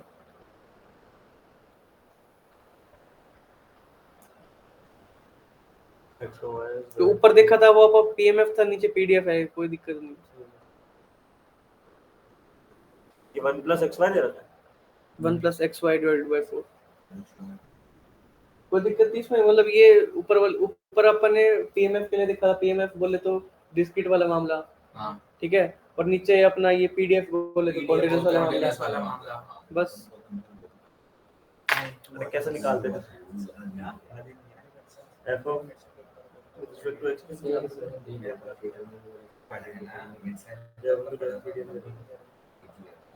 बाइफैक्टरिंग वाला वो करते थे ना, माइनस y के रिस्पेक्ट में इंटीग्रेट करते थे -∞ to ∞। x का निकाल सकते हो y tending to infinity, y का निकाल सकते हो x टेंडिंग टू।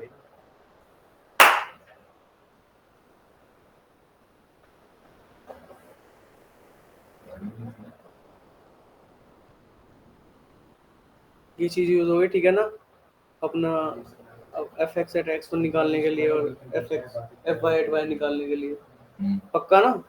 ये तो ये होती थी। अच्छा, वो सीडीएफ में यूज होता था वो तो क्या था जो लिमिट वाली। समझ रहे हो ना, ये अपन डिराइव भी करके देखी थी, इसमें कोई दिक्कत नहीं होगी, फार्मूला लिखना चाहोगे जितना लिख लो। नहीं फार्मूला के सॉरी वो कुछ नहीं है,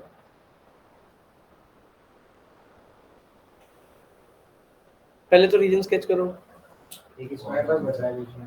हाँ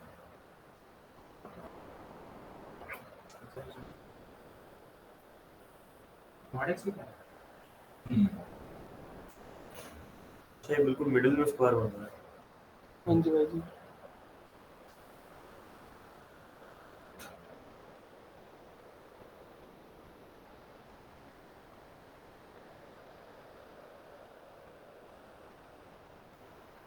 y के रिस्पेक्ट में अगर इंटीग्रेट करेंगे माइनस तो वन y से के कितने फोन आएंगे यार। हेलो BH4 हूँ, सुबह बना लेंगे।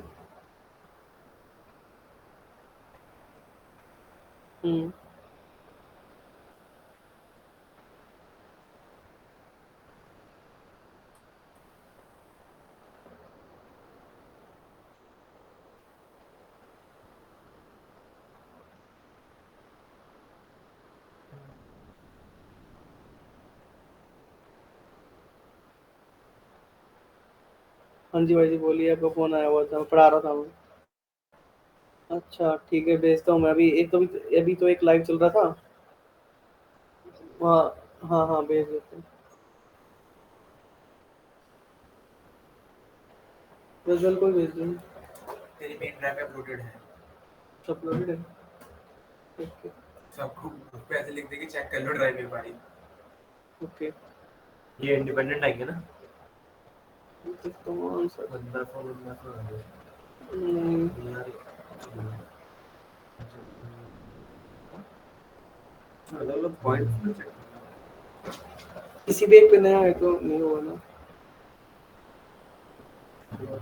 हाँ नहीं आ रहा 1/2 कर रहा है। वन बाय आ रहा है, क्या आ रहा है? 1/4 है। मार्जिनल 1/2 पीडीएफ निकाला तो तो एक आ रहा है, मल्टीप्लाई एक्स के करेगा तो रिस्पेक्ट 1/4 में हो रहा है ना। हाँ मल्टीप्लाई, एक्स के और वो रिस्पेक्ट जो में चीज़ निकालना होगा। 1/2 आ रही है इक्वल नहीं आ रहा। हाँ हाँ, अगर एक्स के रिस्पेक्ट में निकालना होगा तो अब minus infinity to infinity f of x comma y d y. ठीक है, तो जब अपना y -1 to 1 वेरी करेगा तभी अपना कुछ आएगा, बाकी टाइम अपना 0 रहेगा। ठीक है, तो इसकी वैल्यू अपन ने करी तो वही हाफ जब अपना x mod x less than 1 है। ठीक है, और 0 अदरवाइज। ओके, कोई दिक्कत?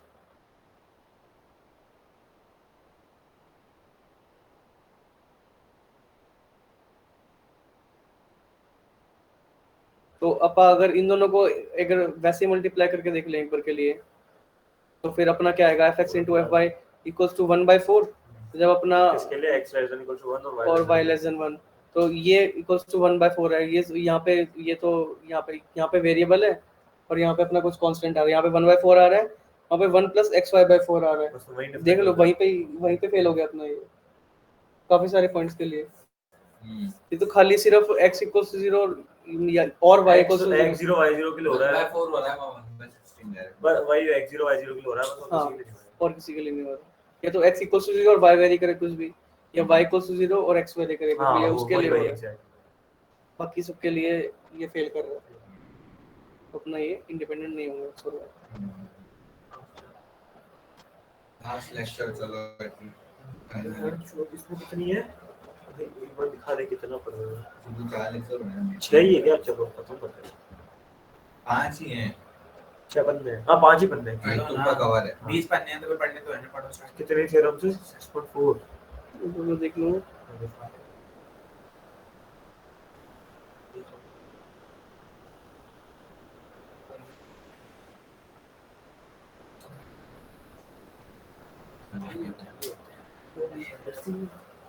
तो तू बैठे फोन में ही आती है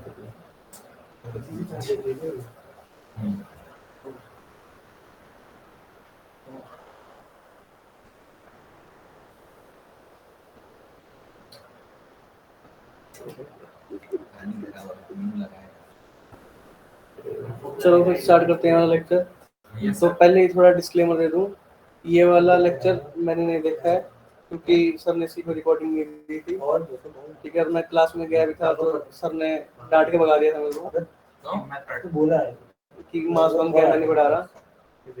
ठीक है, अच्छा तो फिर इसमें कुछ ऊपर नीचे हो जाए तो माफ करना। माफ है। हाँ,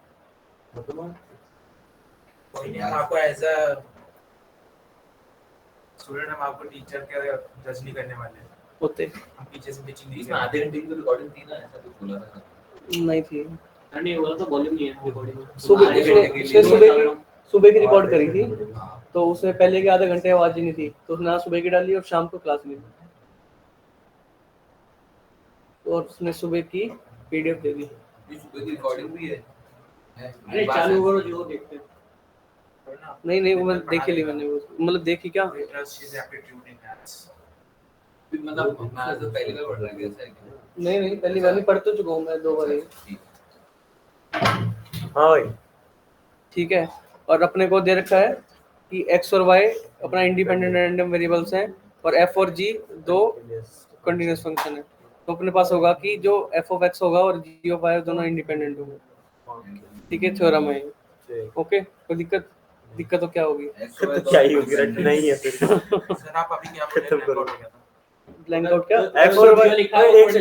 ये हाँ। F और G जो है ये जरूरी नहीं है पीडीएफ में कुछ नहीं कुछ भी, कुछ कंटीन्यूअस फंक्शंस है। हाँ, x और y इंडिपेंडेंट रैंडम वेरिएबल्स है। ठीक है, F of G और G of F लिखा मैंने ये pattern। f of capital x, तुम देख रहे हो ये भी अपना कुछ एक शायद रैंडम वेरिएबल, Composite function। हाँ कंपोजिट फंक्शन, तो अपना इंडिपेंडेंट हो गए। इसके एग्जांपल देख लो, x square and y square are independent if x and y are independent। ठीक है, x and sin y are independent if x and y are independent। mod x and e raised to power y are independent if x and y are independent। समझ रहे हो ना? यहाँ पे मतलब अपना f of x क्या है, अपना x square है, और यहाँ पे g of y है अपना y square है। ओके, ऐसे इन सब में अब independence of several random vectors जो अपन है उसके 2 वेरिएबल के लिए देखा था ना, वही सब आपा बस n वेरिएबल्स के लिए उसको जनरलाइज कर देंगे We said these are independent कि मतलब जॉइंट सीडीएफ के अगर आप सीडीएफ के लिए देखें तो f of x, x1 x2 x2 till xn उनका इसके बराबर multiplication होगा, कर दो, ठीक है ना? और ऐसे ही पीएमएफ में कि अगर x मतलब ये 3 के अगर 3 रैंडम वेरिएबल्स के लिए देखें तो x equals to x, y equals to y, z equals to z अपना ये इसके बराबर होगा। ये सब मतलब इंडिपेंडेंट होंगे तीनों x y z। हाँ, x y and z are independent if and only if this। हाँ, और अपन ने वही पीडीएफ के लिए देखें तो अपना जॉइंट पीडीएफ इक्वल्स टू अपना मार्जिनल पीडीएफ की इक्वल होना चाहिए, और अगर मार्जिनल पीडीएफ तुमको निकालनी आएगी ओके ना? हाँ ओके, मार्जिनल पीडीएफ अभी तो इंटीग्रेशन पॉइंट है।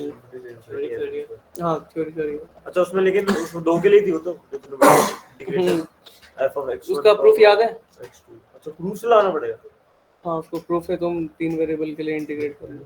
भरोसा रखो प्रूफ याद उस सीडीएफ से करते थे ना, -∞ to x1 और बाकी -∞ to ∞, और उसको अंदर वाली चीज को बोल देते ये तो अपना 1 वेरिएबल वाला केस आपको याद आ गया कि -∞ to x1 अगर आप किसी चीज को इंटीग्रेट करते थे तो वो तो अपना पीएमएफ होता था। अच्छा हाँ ठीक है, थोड़ा गिनता है आएगा इसका सेंस दिया मैंने नहीं कुछ नहीं दिया। अब राइटिंग में गुस्सा उस पे हाँ लिख दिया कि no more tutorials in this course. कोई ना, हमारे पास पिछले 1-2 साल के वो पढ़े हैं, पेपर वगैरह पढ़े हैं और सॉल्व प्रॉब्लम्स पढ़े हैं थोड़ी सी, उससे काम हो शेयर कर दियो ट्राई हाँ कर दूँ। से अ सीक्वेंस ऑफ हाँ वी से अ सीक्वेंस मतलब ये इंडिपेंडेंट होगा जब ये अपने सारे इंडिपेंडेंट होंगे। कौन इंडिपेंडेंट होगा वी से a sequence of random variables मतलब कि यहाँ पर ये ले रहे हैं ना कि x1 x2 x3 इंडिपेंडेंट कब होंगे, वो तभी होंगे जब x1 ये अपन इंडिविजुअली इंडिपेंडेंट है। कोई कुछ नहीं है, ये बस बकवास। Evaluate function of random variable अपना x डिफाइंड फ्रॉम ये g, ये अपन डायरेक्ट क्वेश्चन से करते हैं। ठीक है, एक बार के लिए देख लो। तो अपना क्वेश्चन है ये x and y भी random variables for joint PMF this, हमको पीएमएफ ऑफ y - x निकालना है। तो कुछ भी आपा को किसी का भी पीएमएफ निकालना होता था, पहले क्या करते थे आपा? जब पहले आपा जब उसमें मैं तुमको बताया था कि समझ लो y = x का निकालना है, y = x² का निकालना है, y = √x का निकालना है, क्या करते थे आपा? हाँ gx वो तो ठीक है, वो इन्वर्स ले आते हैं इनवर्स नहीं वो सब ठीक है, आपको को उसकी रेंज निकालनी होती थी z की। इसको समझ ले मैं z की इक्वल रख रहा हूँ, तो पहले z की मेरे को रेंज निकालनी होती है, और उन रेंज वाले एलिमेंट्स पे मैं पीएमएफ की वैल्यू कंप्यूट करता हूँ।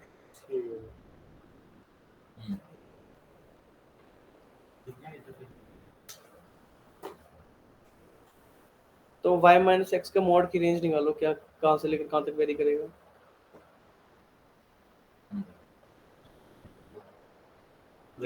वेरी तो क्या ही करेगा, 0 से 8 0 से 8 सीधा कैसे बोल रहे हैं, तो बीच में यहाँ पे कितना जंप देख रहा है, ये -1 है, फिर 0 फिर 2 आ गया डायरेक्ट, फिर डायरेक्ट 6 आ गया। z की हाँ z की 0 to 8 डायरेक्ट कैसे। डिस्क्रीट पॉइंट्स आएंगे ना। रेंज बता रहा हाँ रेंज ही तो सब 0 से लेकर 8 तक सारी चुनी आएंगी। हम्म 1 2 3 4 5 1 2 3 4 5 8 हाँ बढ़िया 1 2 3 4 5 8 ये। तो हमको निकालना है पहले हम निकाल लेंगे PMF at 1, निकालेंगे PMF at 2 ऐसे, ठीक है। तो अगर PMF at 1 निकालना है तो PMF at 1 का मतलब क्या हुआ कि जब अपना y माइनस एक्स की वैल्यू जब 1 के बराबर है तब आप समेशन कर देंगे इस अपना PMF का, है ना। प्रोबेबिलिटी निकाल रहे हैं, CDF से निकाल रहे हैं, PMF ही तो निकाल रहे हैं, तो मतलब z = 1 कब कब होगा, सबका जब अपना y माइनस एक्स का मॉड 1 के बराबर होगा, ठीक है। y माइनस एक्स का मॉड कब कब इसके बराबर होगा, जब अपना ये 3-4 केस बनेंगे, जब f of -2, -1, f of 1, 0, f of 1, 2, f of 3, 2 in 4 case में बनेगा।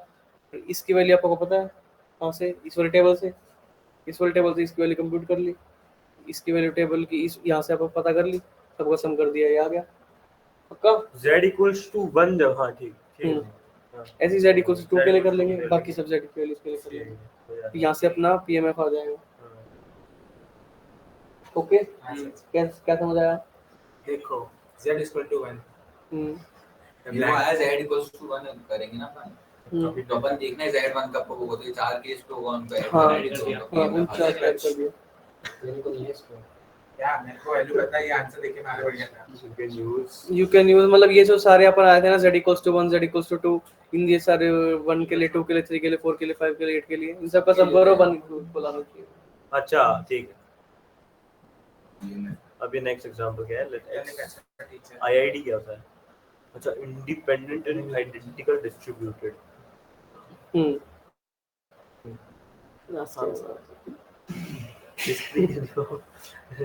Parameter n find the PMF हो गया मेरा। x और y आपको देख रहे रैंडम अपना इंडिपेंडेंट है, ठीक है, और x एंड y अपने x अपना है डिस्क्रीट यूनिफॉर्म रैंडम वेरिएबल, उसकी वैल्यू कुछ केवल होती है 1/n के।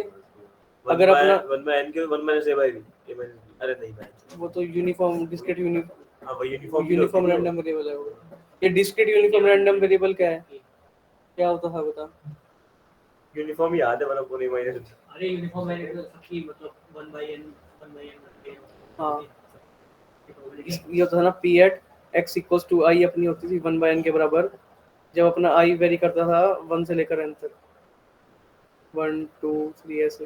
तो फिर यूनिफॉर्म कौन सा होता है, 1/a माइनस वो 1/b- से होता है, मतलब a से b के इंटरवल के लिए जब होता है। अच्छा ये डिस्क्रीट के लिए वो हाँ हां यार यहाँ पे क्या आएगा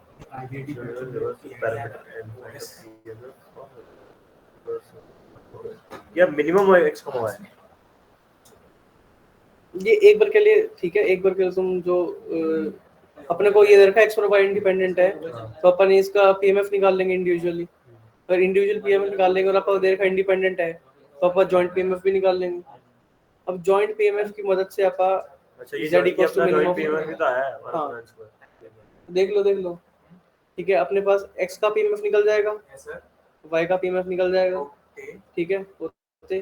तो फिर अगर आपको इसका जॉइंट PMF निकालना है तो कैसे निकालेंगे, इसको दोनों को मल्टीप्लाई कर देंगे क्योंकि ये दोनों को इंडिपेंडेंट दे रखे हैं, ठीक है।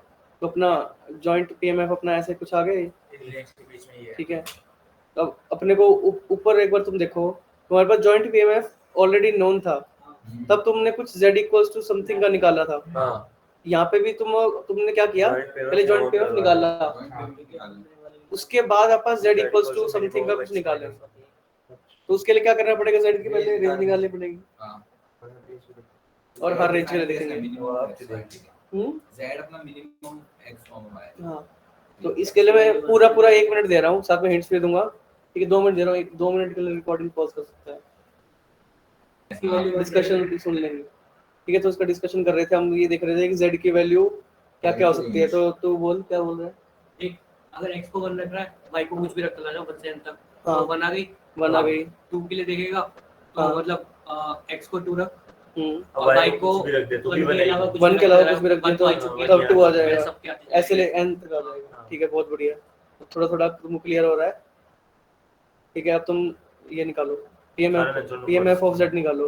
PMF ऑफ z मतलब पहले निकालो probability at z equals to 1, probability at z equals to 2 and so on. सब सेम है। रेंज तो हम आउटपुट फंक्शन का निकालते थे ना, सीधा x और y की रेंज निकालता है। x और y की रेंज का निकाल, x और y की नहीं, मैंने z की रेंज निकाली है ना। हां, z डायरेक्टली इनपुट के बेसिस पे ही बन रही है ना उसकी रेंज। तो मैं बोला आउटपुट फंक्शन से 1/n² पे क्यों नहीं करा, 1/2 नहीं, 1/4 1/। अरे मेरी बात सुन, क्यों नहीं हुआ? अपा को जो अपने पास ये था, ऊपर वाला एग्जांपल देख, ऊपर वाले एग्जांपल में अपा को इसके मतलब अच्छा ये गिवन ही था। ठीक है सॉरी। हाँ, ऊपर अपना ये गिवन था, यहाँ पे अपन ने निकाला, इसकी नीड पड़ेगी।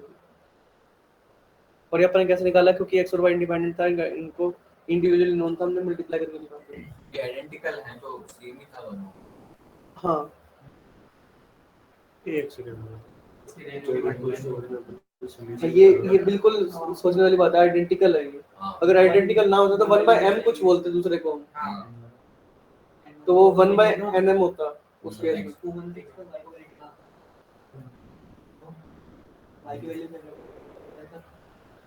अच्छा डिस्क्रीट पूरा जीपी बन गई है। सिमिलर चीजें 2D में रिपीट हो रही है जीपी क्या? का बन रही है। ओए सिमिलर चीजें 2D रिपीट हो गई क्या पूरी की पूरी आगे? लास्ट पेज है आगे क्या? नहीं, एग्जाम के लिए सिमिलर चीजें 2D में रिपीट हो गई क्या? तेरे को भी है ना, मैं पढ़ा होते नहीं पढ़ा।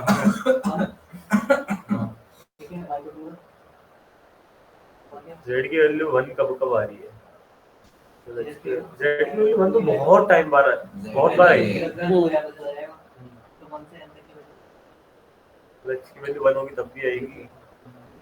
इसको थोड़ा सा तुमको एक हिंट वगैरह देता हूँ, सीधा z इक्वल्स टू y के लिए निकाल लो, सीधा तुम निकाल सकते हो। नहीं, अगर नहीं कर सकते तो कोई दिक्कत नहीं, जो z इक्वल्स टू 1 के लिए निकालो, उसके बाद z इक्वल्स टू y के लिए तुम डायरेक्टली निकाल सकते हो। एक बार z इक्वल्स टू 1 के लिए तो निकाल लो एटलीस्ट एक बार।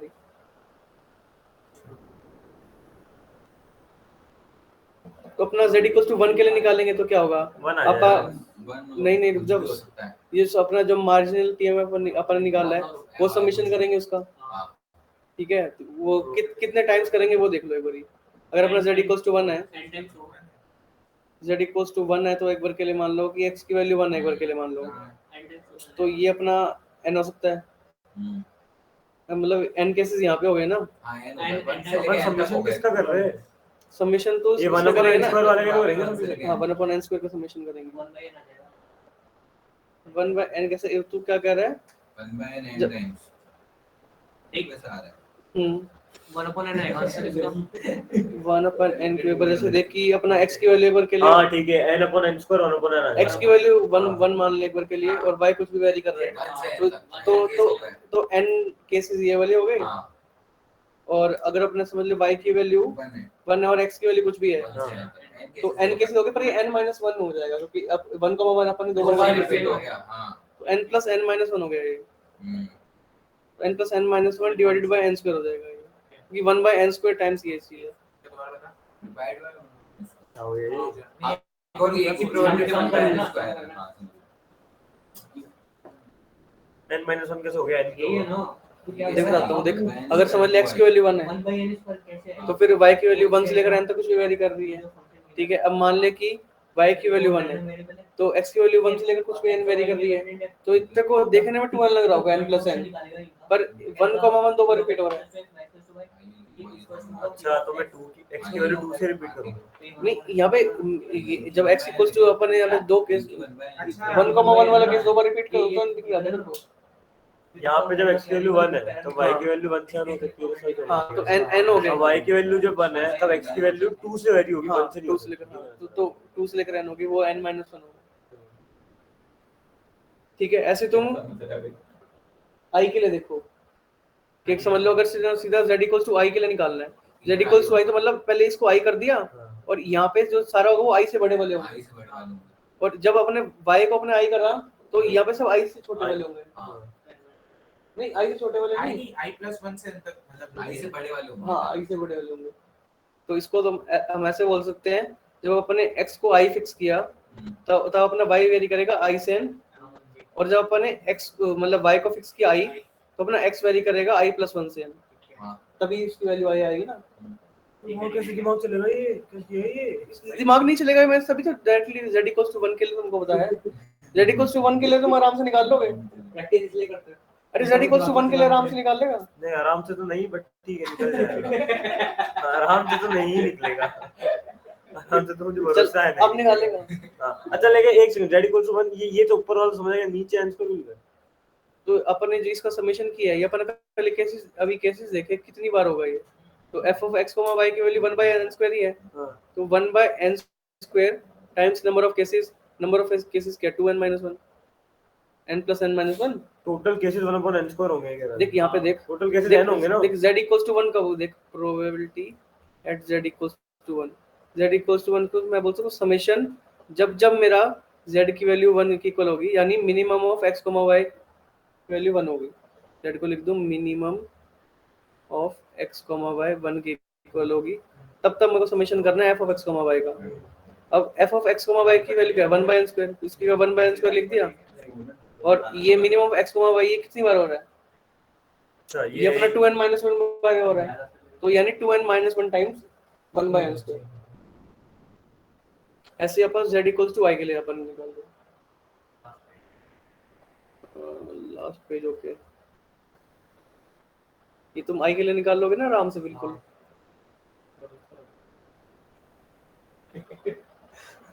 तुमने समझा दिया, समझ आ गया। वहां पर कैसे करेंगे इसको? ऐसा कोई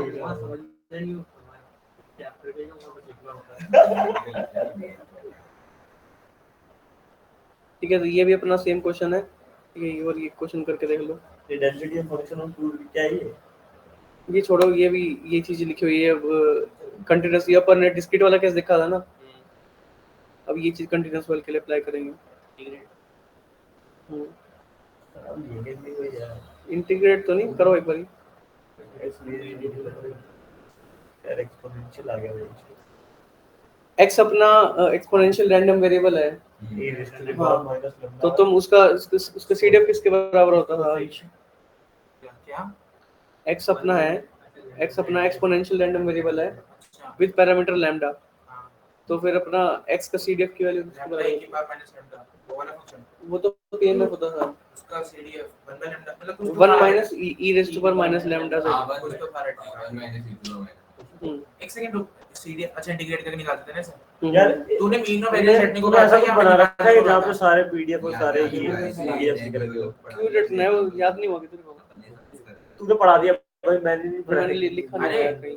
अरे MITTS सुन, जो ये इसका मीन ऑफ वेरिएंस निकालते थे वो हमें टेस्ट पर रटे होने चाहिए या फिर उनको निकालना आना चाहिए? डोंट नो क्या चीज मीन और वेरिएंस? मीन ऑफ वेरिएंस निकालते थे ना, जैसे 1/p इसका होता है इसी का होता था। नहीं वो निकाल, याद तो नहीं रखना।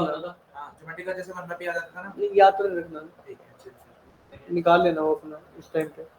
इतना भरोसा तुम निकाल लोगे। हां वो तो निकल जाएगा ना वैसे मान, अभी तो भरोसा तो प्रोग्राम रख भाई, सब निकाल लेंगे। यूनिफॉर्म वाले का भाई, यूनिफॉर्म वाले का तो निकलेगा नहीं। डेंसिटी ऑफ फंक्शन (2π सिग्मा) power maximum of x comma y. Random variable हमको निकालना है इसकी density of maximum of x, y। अच्छा नहीं करना, आदमी को ऊपर में ट्राई करना चाहो तो कर लो, वरना बताएंगे। क्या हो गया इसको? ये ओके बताएंगे, जूम कर दो। ठीक है, आपको पता है fz at z किसके बराबर होता है? Probability of z less than z की। ठीक है, ये आपका क्यों कर रहे हैं थोड़ा समझ आएगा तुमको। अब z की जगह हम क्या रखेंगे? Maximum of x, y। ठीक है, अपा यहाँ पे ऐसा ये क्यों कर रहे हैं? क्योंकि आपको यहाँ पे इसको कुछ रेंज वगैरह निकालने का अपना कुछ जरिया है नहीं, क्योंकि रेंज तो आपा उसमें निकालते थे अपने डिस्क्रीट वाले केस में। कॉन्टिन्यूअस वाले केस में ऐसा कुछ नहीं है। ठीक है, तो इसमें आप CDF से अपना प्रोसीड करेंगे। CDF निकाल लेंगे, अगर उसको देख लेंगे कॉन्टिन्यूअस है तो अपन उसको डिफरेंशिएट करके डायरेक्टली बोल देंगे कि अपना पीएमएफ आ गया। अपन को पीएमएफ ही निकालना है, सॉरी पीडीएफ, पीएमएफ अपना उसको पीडीएफ अपना डायरेक्टली उसको डिफरेंशिएट करके आ जाएगा। तो अपना मेन केस अपना यहाँ पे मेन अपना एम है, अपन पहले जॉइंट सीडीएफ निकाल दो, मतलब जॉइंट सीडीएफ नहीं, सीडीएफ निकाल दे जेड का, ठीक है। जो अपना जेड का सीडीएफ आ जाएगा तो उसकी मदद से अपन उसको डिफरेंशिएट करके पीएमएफ निकाल लेंगे। ओके, तो उसके निकालने के लिए अपन ये वाली साजिश रची कि एफ जेड इक्वल्स टू लिखा P of Z less than Z, upon direct CDF निकाल रहे हैं। हाँ, तो जेड की जगह अपन ने क्या रखा, maximum of x comma y, ठीक है। अब यहाँ पे अपने ये क्या बनना, probability of maximum of x comma y should be less than z, ये है ना। अब तुम बताओ maximum of x comma y less than z कब होगा? जो भी उसमें से बड़ा हो z से जब छोटा हो, या तो जब या मतलब x लेस देन z एक बार के लिए मान लो, और एक y लेस देन z है, ये दो अपने केस एक बार के लिए मान लो, तो इन दोनों का मैं क्या करूं, मतलब यूनियन करूं, इंटरसेक्शन करूं, ये अपना मैक्सिमम वाला केस आ जाएगा। इंटरसेक्शन माने के चल तू बता क्यों कि मतलब x सपोज 2 हुआ y 3 हुआ। अरे देख दोनों का दोनों में सबसे बड़ा उठाना है x of x less than equal to z और y less than equal to z, दोनों सबसे बड़ा उठाना है। हाँ, तो इंटरसेक्शन मानना पड़ेगा ना। तेरा डाउट फील आ गया, फील आ रहा है, फील आ रहा है। तेरा डाउट भी ये था पहले ना, अभी नहीं पूछा, बता तू ही बता भाई।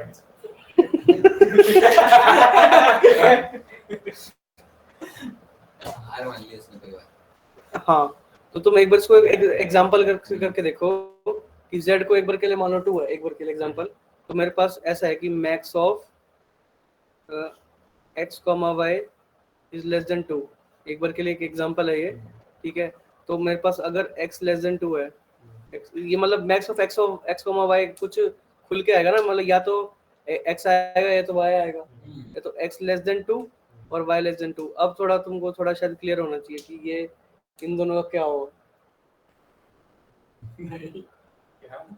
क्या होना चाहिए, इंटरसेक्शन होना चाहिए, यूनियन होना चाहिए। हाँ, इन दोनों सेट्स का इंटरसेक्शन अब बताते हो क्यों। अरे y की मतलब मैक्स ऑफ x और y लेना ना, अब देख अगर दोनों डिफरेंट है, अच्छा ये ऐसे समझ सकते हैं क्या? x की वैल्यू 1 हो रही है y की 0 हो रही है, तब भी दोनों कंडीशन ट्रू है, ठीक है। पर एक्चुअल में y बड़ा है ना, तो y वाले को लेना पड़ेगा। हाँ, अरे ये ऐसे ले सकते हैं क्या, ये x है y 2 है, ठीक है। ये एक तो x से बड़ा, ये x से बड़ा है, ये y से बड़ा है, तो दोनों का इंटरसेक्शन जो है वो ले लेंगे। x लेस देन ये मैक्सिमम, हां तो लेस देन मतलब वही ना, ये छोटा मान लो, तू यहां मान ले। हाँ, ये मतलब काफी सही है, ये है, तो काफी सही एक्सप्लेनेशन किसे हम कह सकते हैं। क्या बोला है? हां हां मेरे को नहीं आया समझ, ऐसे कैसे? निमी कॉपी टेढ़े करके एक्सप्लेन कर। अच्छा एक्सप्लेन नहीं करना है। अरे मतलब ये x है, ये y है और ये सपोज 2 है, ठीक है। अब ये x ऑनलाइन रिवीजन के लिए भी साथ साथ ही कर देते हैं, तो इन दोनों का इंटरसेक्शन जो है वो आ जाएगा ना y x और 2। हाँ, x लेस देन 2 मतलब ये सारा, y लेस देन 2 मतलब ये सारा, और इन दोनों का इंटरसेक्शन करेंगे तो इनका मैक्स पता आएगा। क्रेडिट तो दे दो, क्रेडिट तो वो तो वीडियो में आ रहा है। हाँ, वीडियो में जा रहा है। क्रेडिट और बेइज्जती दोनों ही गई है। क्रेडिट से लगा इस बार ये एक तो 20 में से 20 आएंगे, वो बात में पेपर चार्ज को, ठीक है। तो इन दोनों का इंटरसेक्शन है, इंटरसेक्शन मतलब एंड, ठीक है। अपना यहाँ पे आ गया, ये आ गया probability of x comma x less then z comma y less then z, ठीक है। यहाँ पे कॉमा आया, कॉमा का मतलब एंड होता है, ठीक है। इंटरसेक्शन से हमने एंड को बोल दिया, ठीक है। अब हमारे पास है x और y इंडिपेंडेंट, इंडिपेंडेंट है, तो इन दोनों को मल्टीप्लिकेशन फॉर्म में लिख दिया, इंडिपेंडेंट है। तो ये probability of x less then z, ये probability of y less then z, तो ये हो जाएगा fx at z, ये fy at z, ठीक है। अब fx at z अपने fx at x अपने पास गिवन है, अपन निकाल सकते हैं ना कि वो 1 माइनस e रेज़ टू और माइनस लैम्डा x जो अपना x ग्रेटर देन 0, यहाँ पे अपन को z के लिए निकालना है, तो x का z रख दिया, x का z रखा तो ये फंक्शन आया, ठीक है। f y z निकाला तो वो ये आ गया, ठीक है।